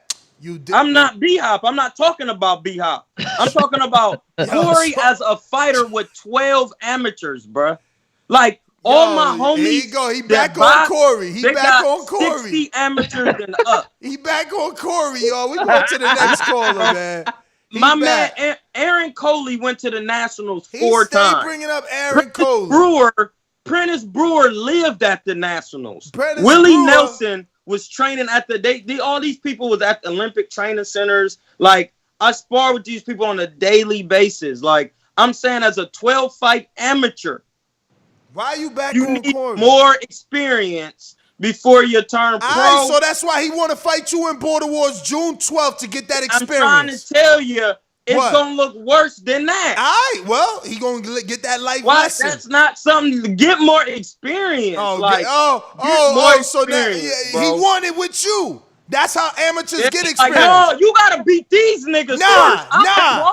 Amateur spar pros. I understand where y'all niggas think you can just get. Like, that's like just going in the gym. Don't nobody ever seen you work and you say, I want to spar Devin Haney or I want to spar Floyd. No, you don't get none of that. Pros, amateur spar pros. Every fucking pro no, brings you're in talking amateurs. About a competition. Wilder brought in an amateur, Emmanuel the BC. What are you talking about? Hey, he wasn't on the level of a Mike Polite Coffee was 0-0 the first time he was at a Wilder camp. Man, y'all confused me with boxing. I'm just confused with boxing, how y'all view boxing. You all confused. Maybe that's what it is. I'm just confused. You all confused, man. You all confused. I'm confused because I was the one who actually got out there and got some work. Give Corey that fight. Give Corey that fight. That's what you need to do. Give him that fight so he can get that experience. Troy said he the one that went out there and got that work, man, with no headgear on. Bruh, it ain't the same when you paying for your matchups, man. It ain't the same. It doesn't matter. It do matter. You're paying for your tomato cans like you do at the grocery store. Is that what they say, man? Word is born. Word is born. Hold on, I'm explaining something to you. When you sell tickets, you paying for your opponent. Bruh, listen. I just choose not to sell tickets. I got cash. I had it right here. Come on, man. I don't need to sell no tickets. Call it Big Troy. Take this. You can have it. Get this fight. Like, you got to understand that. Like, when you selling tickets, you paying for fights, bro. Stop. Like, that's what it is. Stop. The people in Mexico travel up here and they get the same fighters, bro. They fight the same. Let me ask you something. So Chris Lovejoy better than you? I don't even know who that is, bro. Well, he got 19 fights, 19 KOs. I don't even know who that is, bro. I mean, he got 19 fights, 19 KO. He's a pro. I don't know. I don't know who he is. I never seen his skill set. I see what his skills look like. He did the same thing you did. He went and got 19 fights. He got that work, so he better than you. I need to see his skill set. We going to the callers. Records is confusing. Yo, Troy versus Corey, man. That's what I want, man. I know that's what you want, but that's what I want. Man, give me somebody better. I want you to motherfucking teach him a lesson. Yo, why you gonna do that? Give me somebody better. Come on, Troy. Man, you can't give me another pro who retired or something? Like, get you another pro that retired or something. You really out here putting smut on my man's name right now. Yo, no, you I'm built not, that bro. fight, I professionally box, bro. You built like, that I know fight. You want to build this up, bro. No, you built it. You built it. Listen, I couldn't do a better job than what you done, man. You done the do. Listen, JP Long Beach, you gonna press 1. Juan in the BX, you gonna press 1. We going out to Buffalo Falls, Davidian. Actually, hold on, I got these super chats so Troy can see it. It ain't just me. Everybody know he hating. Everybody know he hating. He about to hear it from the world right now. And they gonna want the Troy King fight. Cause you can't just hate on a dude this long and not fight him. You gotta fight him. You gotta fight him. You can't be talking about, oh, he need experience. Cause last I checked, amateurs. Yo, Shakur was an amateur when he sparred Lomachenko. Shakur was an amateur when he sparred Lomachenko. So what Troy now? Troy said he got knowledge to give, but he don't want to give none to motherfucking Corey. Okay. Troy retired pro, no? Okay. Listen, we're going to take it all the way from the bottom. We stopped at Bruce Leroy. Then we got Showkid. We said that. What rep it says, Wilder would be minus 250 favorite versus Whyte. I think we got to that. LV Slugger says, Wilder sleeps Whyte in 1 round. Hashtag stay tuned. Hashtag 2-time. What rep it says, Congo is Taylor's spawn partner. Ramirez by KO. Bet.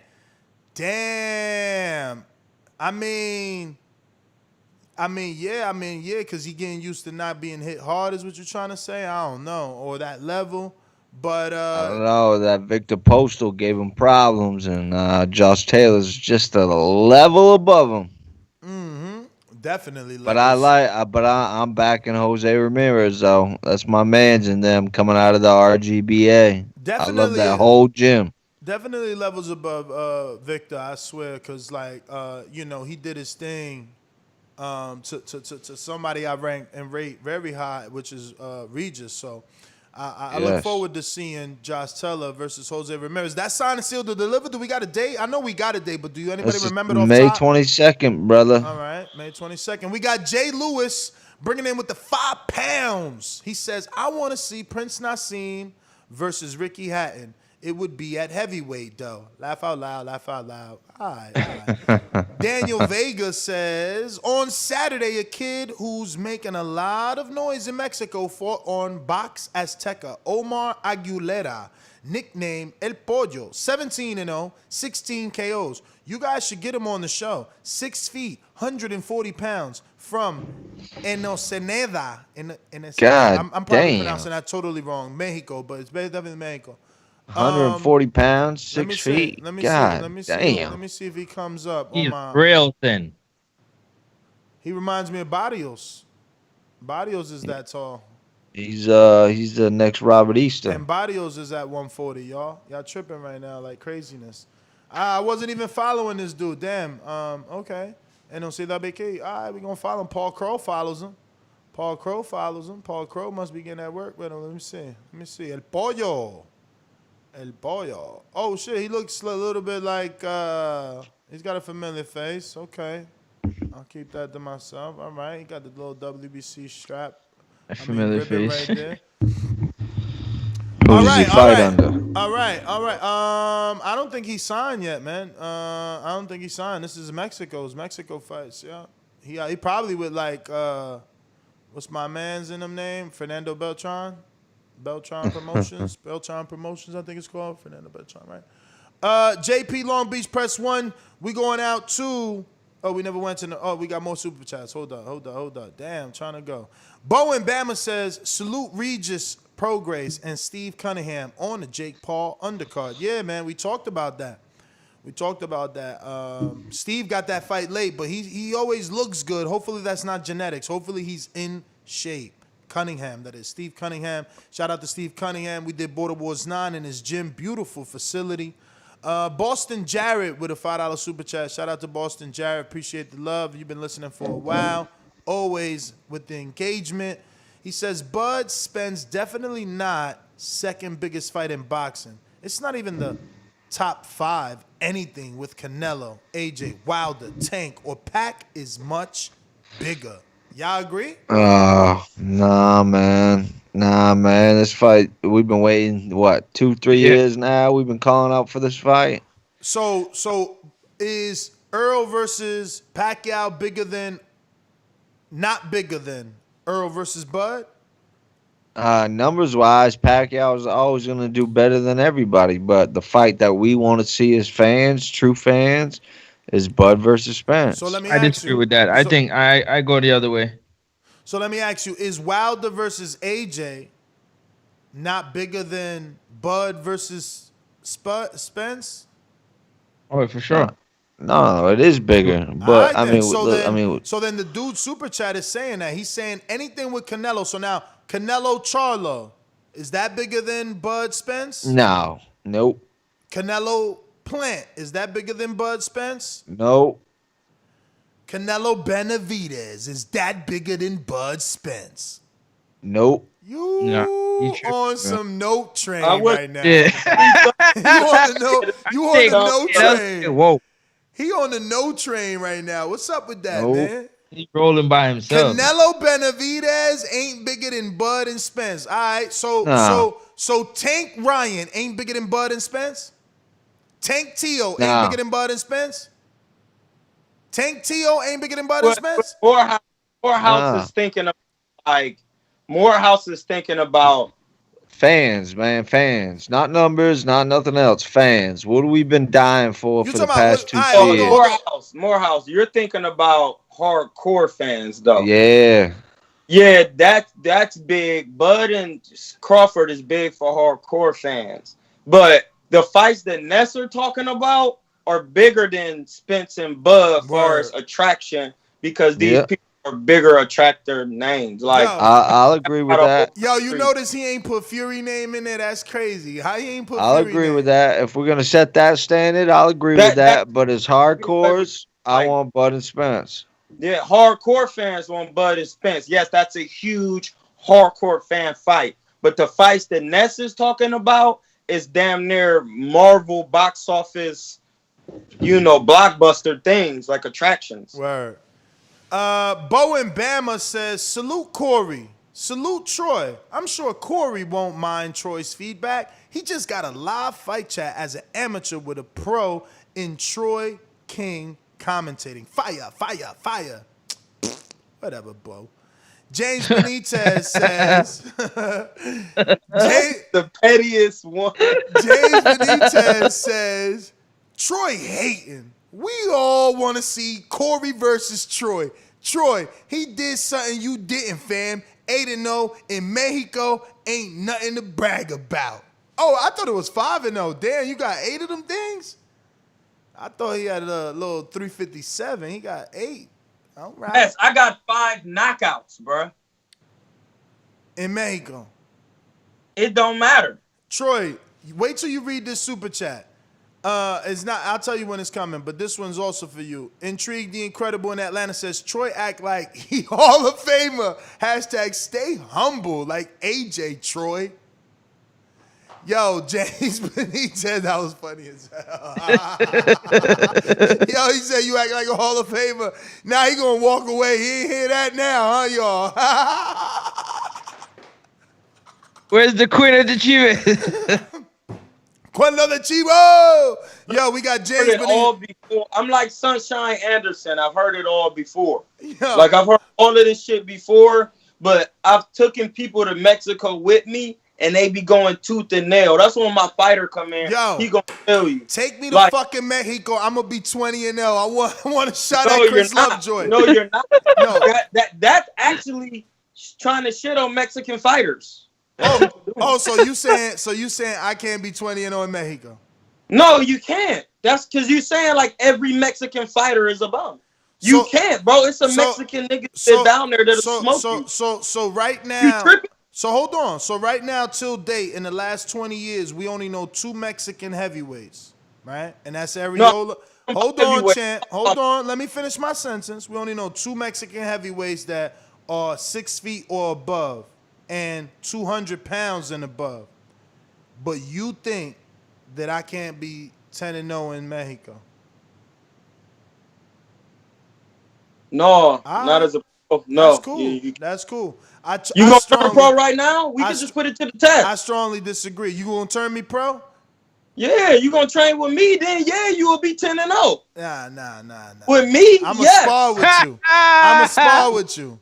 I'ma spar with you. With me, you will be 20-0. I'ma spar with you so you can feel what Porter felt, man. So you can turn it up. Hey, bro, I spar. So you can turn it up. So you could turn it up. Nah, let me start saying that for Ken. Be like, yo, I'm gonna stop coming on the show, Ness. Yo, we got James Benitez said Corey gonna go 20-0 in Mexico, Troy. He going 20-0 now, huh? What you saying? Intrigued the Incredible with the $5 super chat comes back and says that C-Mall's got Troy geeked up. 3 laughing out loud emojis. # common hater. Huh? James Benitez back with another. He said, Ness, I got 3,000. Go head to Mexico and become a 10-0 fighter in 3-month time frame. Troy, a big ass hater. Yo, you see they coming for him? They coming for him.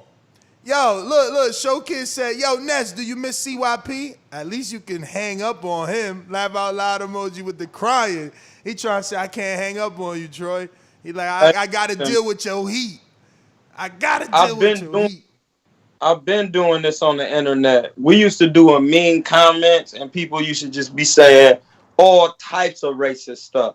This don't make me a Burke because at the end of the day, if we go to any one of these people commenting, we go to a boxing gym, and we can go to the Floyd gym. We can go any gym they want. And we could put on the gear and start working. They're not going to get in there and work, bro. Yo, Riff, man, you getting timed out for that, bro. Until you get in Border Wars, you got no right. No right to make that type of comment. Yo, my man said I'm gonna be 1-19 if I go to Mexico. He definitely getting timed out, bruh. Me and you could fight on Border Wars, Riff. Stop dipping. I'm actually retired, but you know what I'm saying? We'll see. We'll see what happens. We got more hate chats for Troy. We got Intrigued the Incredible back again in Atlanta. $5 super chat says, if it was no talk of a fight between Troy and Corey, he would never be saying none of this. Stop hating Troy. Yo, KDDR with the big $20 super chat says, I'm the one that would pull up on you by myself. Smile emoji. I can't wait to fight. If anybody's been following my career and not listening to the nonsense that people say, then you'll know I've tried to fight all them champions. Another $10 super chat saying, in my division years ago. And what more do y'all want? Laugh out loud, laugh out loud, laugh out loud. Talk is cheap. That's why I just show up. Oh, wait. Y'all gonna act like I wasn't calling out these guys when I was at 140?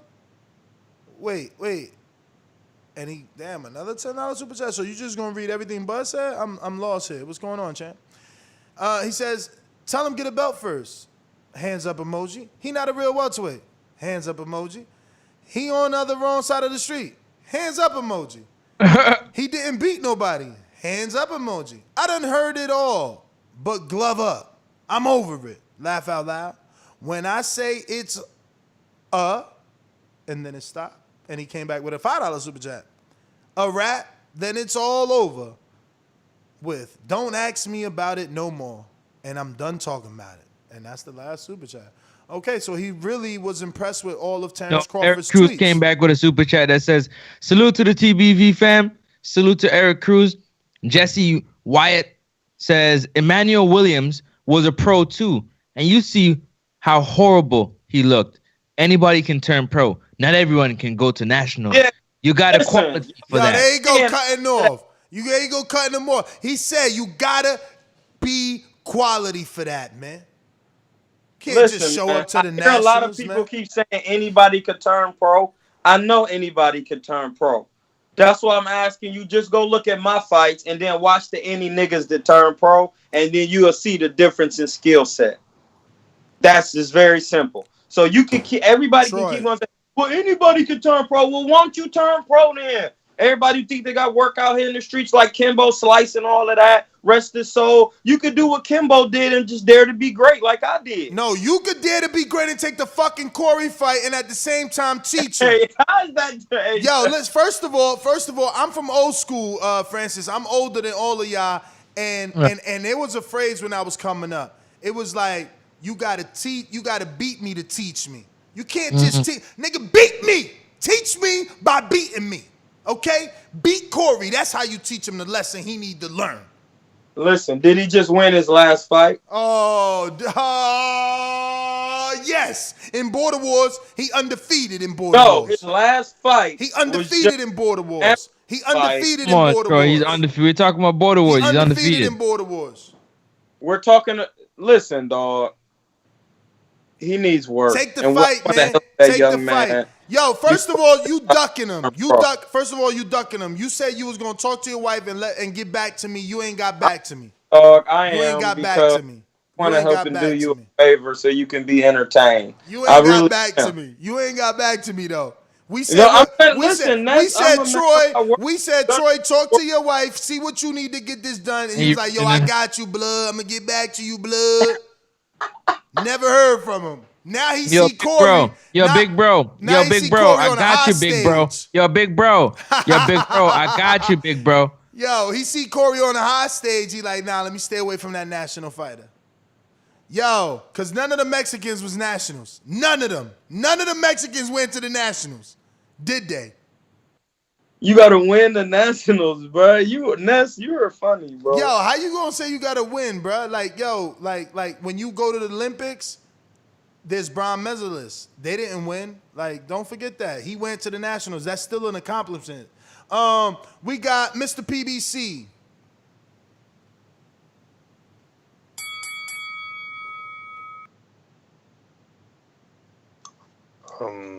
Okay, my bad.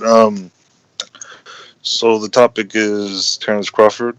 I mean, I'll give you a quick rundown. We're obviously talking about the DAZN fights. Whyte, Povetkin, Whyte gets revenge. Okay, my bad. I got it. I got Big Cheese beating the dog shit out of Tony Harrison. I like the Jesus. What? What?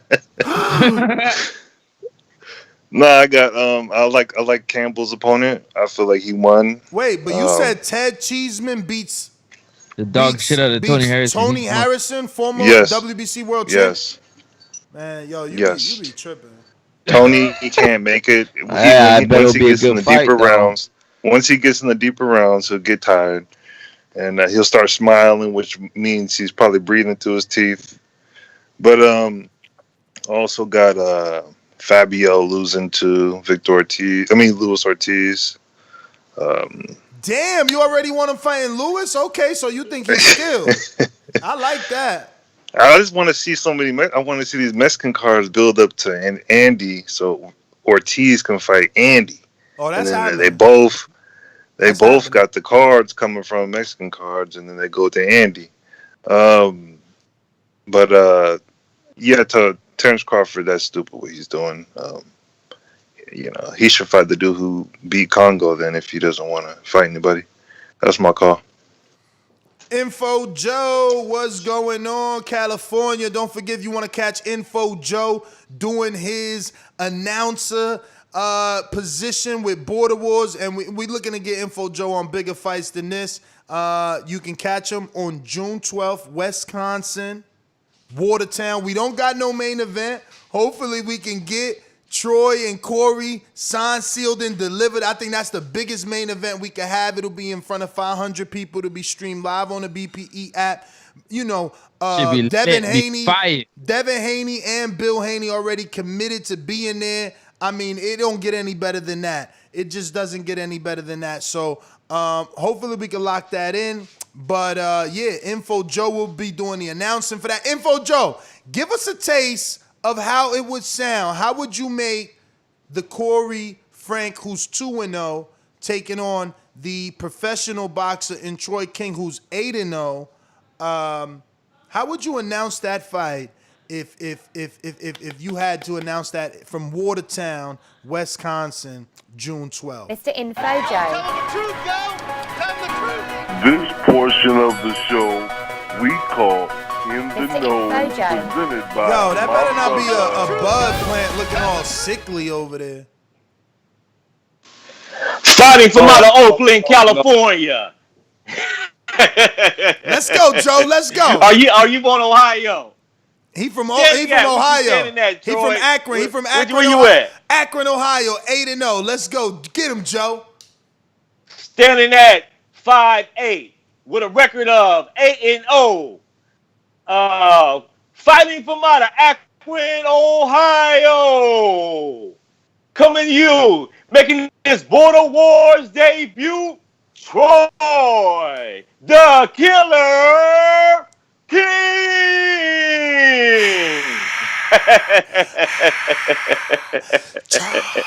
Troy. I wasn't ready for that. Yo, let's go. Info, what up, bruh? Well, what up, champ? Hey, I don't even know where to start, man. Hey, yo, first off, give me some of that jerk crow for picking Whyte. Yes, sir.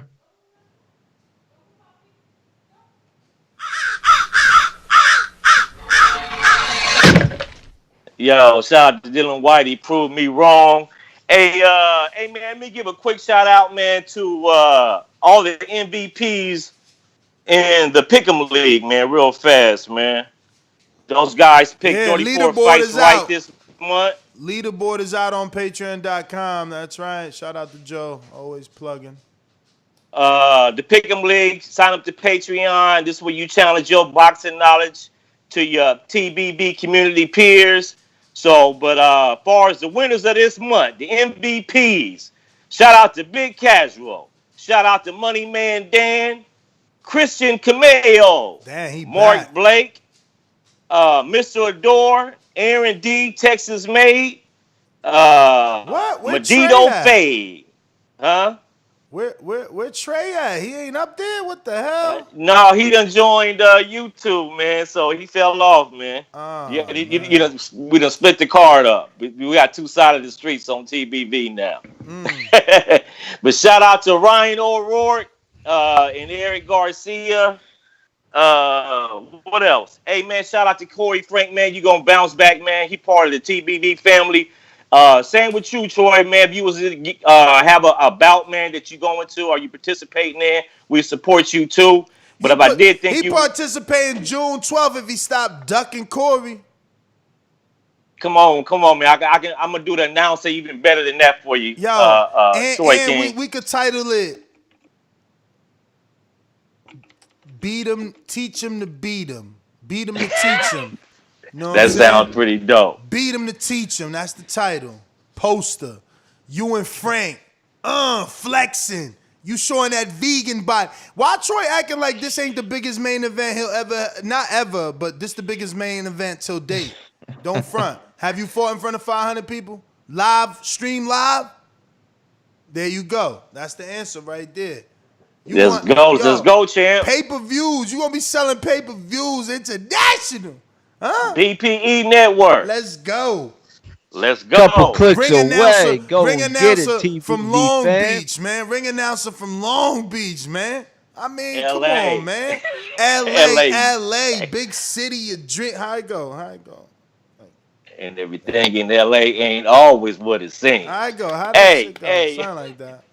Hey, hold up. Hey, man, he was winning that first round, man. Corey, he did have a jab, Troy. Thank you. He did have a jab. He was outboxing him. He was winning that round. But I think that he got gassed in the second round. Man, them body shots, that dude's a puncher, man. That dude's a puncher. Ripping him to the body, man. Dude's a puncher, But man. I do agree with you. He might need some more work, though. You right on that point. But he didn't do bad. I think if he just would have boxed, he had it in the bag if he would have boxed. Dude wouldn't he wasn't that good. He was kind of flat-footed. So I think Corey could have got him if he would have stayed on his toes and boxed him.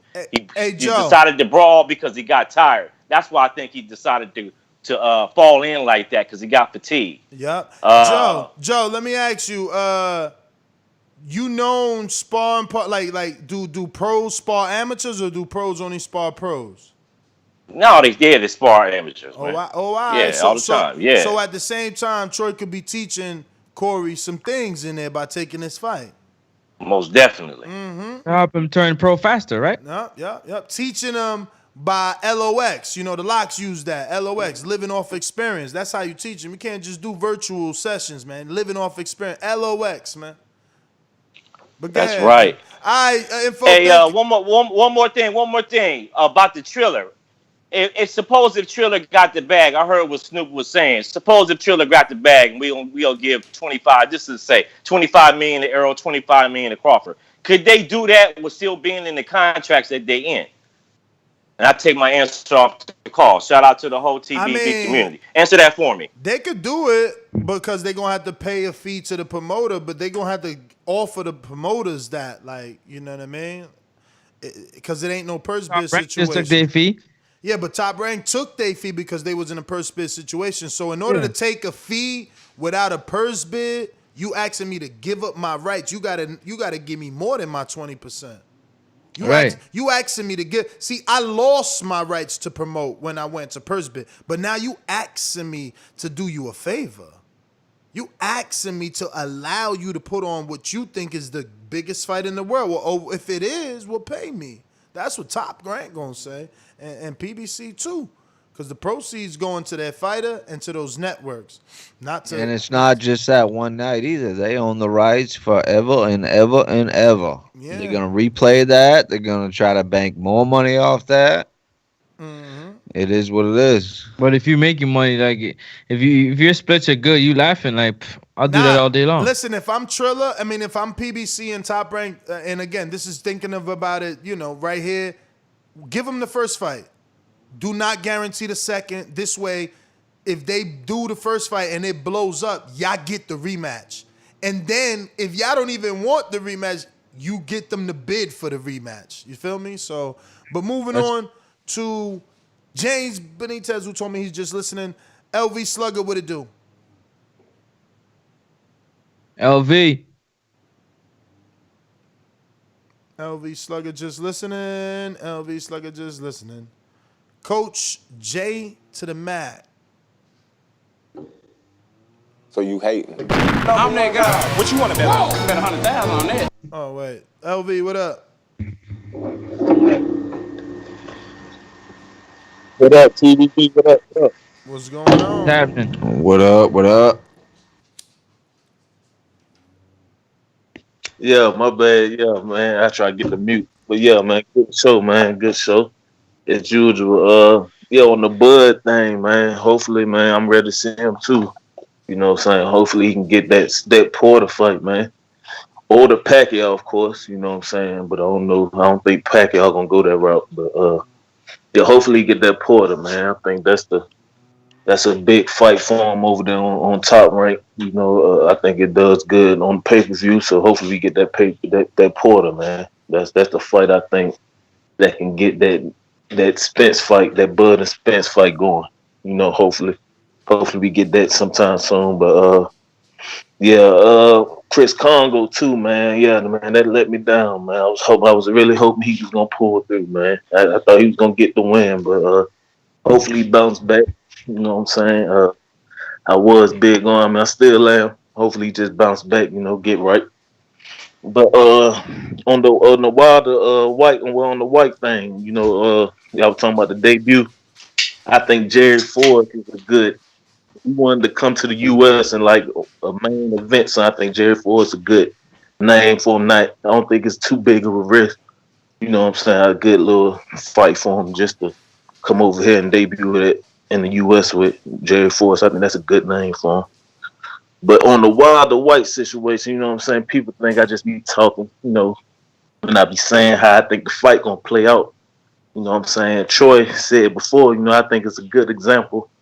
If you want a good preview on how that fight will play out, go back and watch that George Foreman versus Frazier. You know what I'm saying? I really feel like Dillian Whyte pressure and style, man, just tailor-made. Get knocked out by Whyte in the first round, man. You know what I'm saying? I just really feel like that's how it's gonna play out, man. But you know, hopefully he continue to win, and we get all these heavyweights back in the ring sometime soon, man. But yeah, man, good show. Y'all keep doing your thing, yeah. All right, LV. We got JP Long Beach. What up? Long Beach in the house, yeah. Yo, hey, I'm good? Yep. All right, well, first, Bud. I always said Bud had the more energy between Spence and Bud. With that famous interaction we seen with Bob Arum there, the Bet a Million, he seemed to have the more energy in that confrontation. But since that energy has changed, and now we got him seeing, and this could just be tongue in cheek, in frustration, but it does go back to a statement Errol made, and at the time I said that's some bullshit. And I think Errol made it, and he said the guy needs to be more like Mayweather or something like that. And at the time when he said it, I thought, you know, why every black fighter got to be like a hip-hop villain? But that wasn't it. That could be different what we seeing now. Dude, you got to act like you want this shit. You know, you can't be acting like, oh, it ain't no big deal to me, whatever. No, you got to be acting like you want this shit. So that's shooting yourself in the foot. On the Triller, of course, shout out to the homie from the city, Snoop Dogg. I'm loving that, you know, bringing that Long Beach flavor and flair to the scene as we only can do. You only can find it in Long Beach. But the thing I don't like about Triller, I see boxing fans always getting excited where these new avenues for boxing present themselves. Dude, as of 7 years ago, HBO, Showtime, and ESPN were all we ever needed to get our boxing. You get your lower prospect stuff on Friday night fights. You get some boxing after dark. You get some HBO stuff, Showtime, and we got all our big fights right there. Now, boxing is everywhere. You're probably, if you look at your subscription, you're probably paying upwards to $20, $30 a month just to seek your boxing. So they got it all over the place, man. And they got, I just think more hands in the pot in boxing has undeniably been a downfall to the sport. The more people see they can get money in boxing, Triller, these is a new company. They say, damn, it's money over here. Everybody's seeing this money over here. This is a paying fan base. These people pay per view. NBA, NFL, we give people entire seasons of free competitive competition. But this boxing group, they pay per view. It's money over here. And people starting to figure that out, it seems. But the only person that gets left out and with the short side of the stick is us, the fan. Because we got to keep seeking this shit all over the place, paying for it here, there, and everywhere. I don't like it, man. That's my call. Shout out to JP, man, of Long Beach, the heavy-handed edition. That was a great call, man. Great, yes, great it to was. hear. Very. This is, this was the show was started about, man. So people had a platform to voice their opinion and express their frustrations, and obviously he's frustrated as a consumer of the sport of boxing. It is a pain in the ass. It's a pain in the ass. I said to myself, I think I need to go back to cable. It's become difficult. I'm watching less boxing, because I fake cut the cord, but it's like, he's right. Now I need a Showtime app, and I need a Fox app, and I need this app, Thriller app, and Dazn app, and it's mad shit. It's mad shit. It's difficult, and he's right. We do pay per view, man. We do pay per view. Like whether it's big pay-per-views in the traditional sense or now paying for these apps, because when they started, we didn't even have advertisement. Now they slip in commercials. It's like, what am I really paying for? So is it a membership, or is it what are we paying? Because why is there advertisement? I hate seeing fucking AutoZone when I paid. Like if I'm watching TV, because like Showtime doesn't do that, right? You pay $10 a month for Showtime, and you get a whole bunch of other shit plus boxing. But hey, when Roy goes to the fucking corner or whatever fighter goes, we don't see an AutoZone commercial. So why is ESPN and DAZN all of a sudden charging us and giving us ads? Like, we never stop to think about that. No one's complaining about that. But like, Fox gives you a commercial because guess what? It's fucking free. But why is DAZN and ESPN airing ads all day, nonstop? It's crazy, man. But anyway, we got some calls. We're going out to J Mac. What up? So you hating? I'm that guy. What you want to bet on? Bet 100,000 on that. Let's bet $1 million. You getting that money, right? Easy. Let's bet $1 million easy. And I for the bread. When I him, y'all gonna say he was too weak on my life. Okay, bow down, bitches. I'm about to handle business. I'ma teach you all a lesson. This'll only take a minute. Got a part and all this passion in my blood. Niggas hating just because. Think about it. Everybody love Bud. J Mac, where you at? Where you at? All these niggas hating on me. Shit is whack. Shit is whack. So official with it, go and check the stats. Hey, I'm out here trying to get it. Next, I only got a minute. Get ready for the back attack.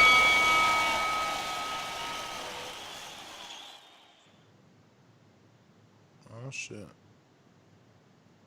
J Mac. Okay, well it fit with the show. We talking Terence Crawford. We gonna go to this super chat. We got Big Nick says, the irony of everyone telling Troy he ducking. And then KDRDR7989 says, I wanted the tweets to be sealed. I wanted the tweets to be sealed on TBV history. Those Crawford tweets are facts. Plus, where's the 60-40 invisible offer?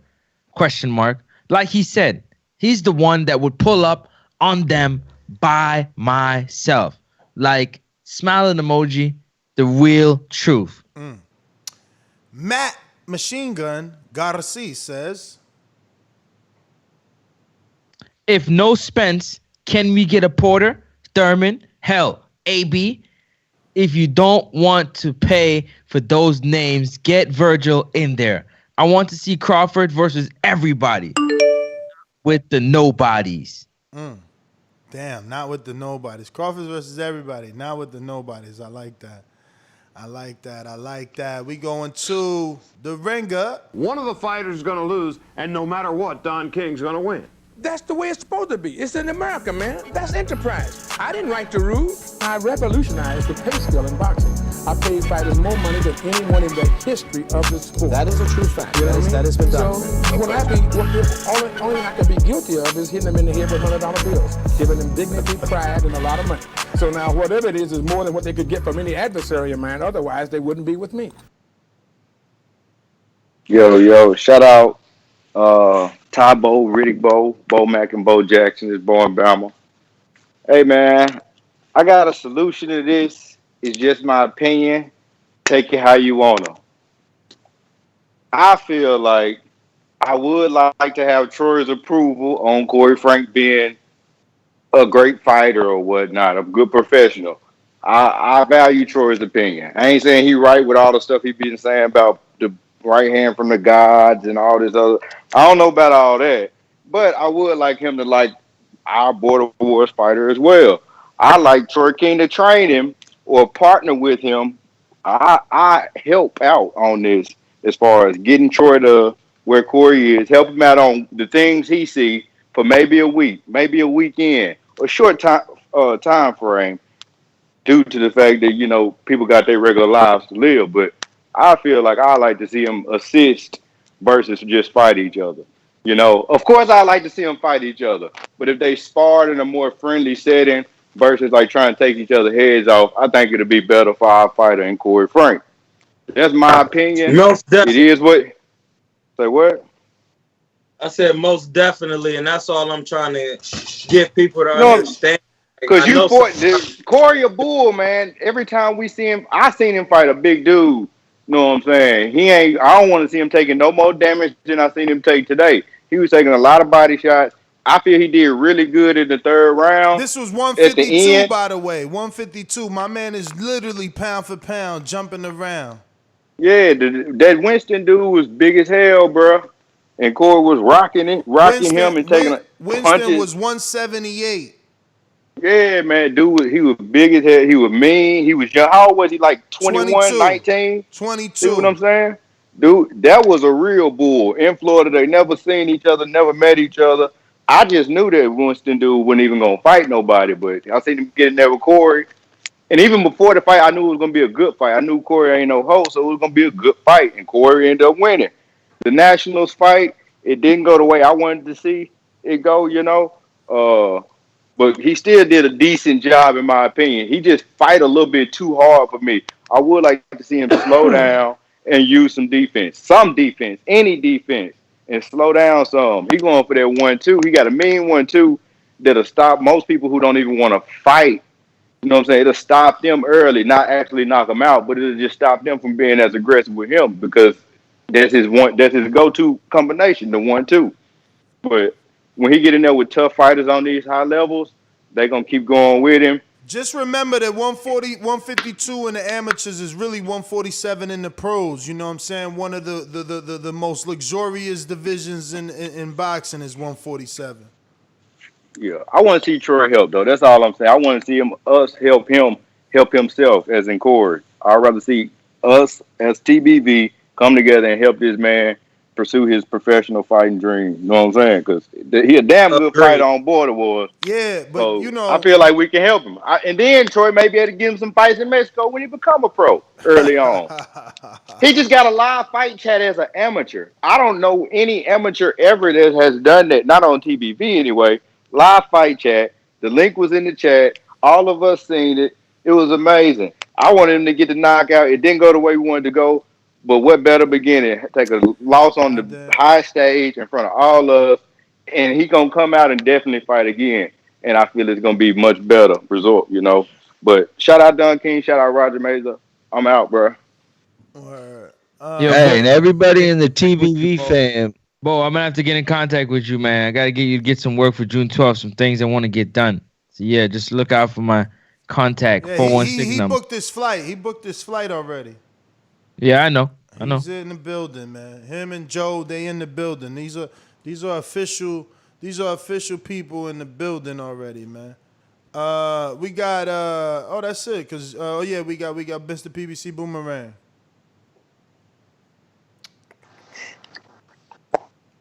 Respect my boom. Yeah, man. Beautiful fights this weekend. I was up all day from UFC to boxing. Shout out to Francis Ngannou. I would definitely love to see him fight Dillian Whyte. I would definitely love to see him fight Dillian Whyte. I heard Dillian Whyte and Eddie are working to fight a UFC fighter that's obviously destroying people in the heavyweight division. Man, be cool on Troy, man. He cool. You pressing him to fight somebody when people were pressing you. You kind of came kind of sideways. So that's my call. Nah, man, I'm doing the same thing I asked for. I said, talk to your wife, find out what you need to make this fight happen. So that's actually not true. I said what I needed to make it happen. See the difference there? No, I hear what you're saying. Shout out to Terence Crawford, man, for being the best welterweight in American history by ducking everybody. That's my call. All right. And that is everyone. That's GTO, Instagram and Twitter. Tomorrow morning, 9 a.m. Eastern, 6 a.m. West Coast, 7 a.m. Mountain, 8 a.m. Central, 7 a.m. Calgary. For all y'all Calgarys out there. All right. Y'all know what it is. Moore's House 85 everywhere. Facebook, Instagram, Twitter. Make sure you come check me out on them platforms. But most of all, and most important, check me out at Moore's House on YouTube. I need the real boxing fans to come through, subscribe. But everybody in the TBV fam, like always, I hope everybody is well. I hope everybody is safe. And I'll holler at y'all soon. Moore's House. Peace. Troy, go ahead. Hey, I just wanted to say, hey, Ness, big bro, I love you to death. Ain't nobody mad. You better stop. I know. Say that for the fans, because they probably be on here thinking that's just how we do this. This is what we do. It's lit, and I really appreciate you letting me come on here and scream and shit. Because my wife don't let me scream no more, so it's over with. At Killertainment, at Chrono de Chivo. Shout out to Killzone Landscaping. Just to help me cultivate some land in the back. That's what I was showing y'all. I got some good things coming in the future. And just pay attention. We can go to Mexico. We're getting some work. I got an advisor who gets us guys who give us a little resistance so we can actually get better with each pro fight. You know what I mean? So he helped move me for my career because, for one, they stopped letting me come to Mexico because. Hey, Troy. Yes, sir. Troy, we love you, man, but yo, we gotta get up out of here, brother. All right, I'm out. Yo, hold on, don't jump off yet. This guy bounds. What? Yo, you can catch me at Next Year Sports Talk, man. NEXUP Sports Talk. Also, you can catch me at The Way In Boxing on Instagram or The Way In Boxing on YouTube. Yo, peace and love. Border Wars 11, Watertown, Wisconsin. Catch you there. We out. Peace.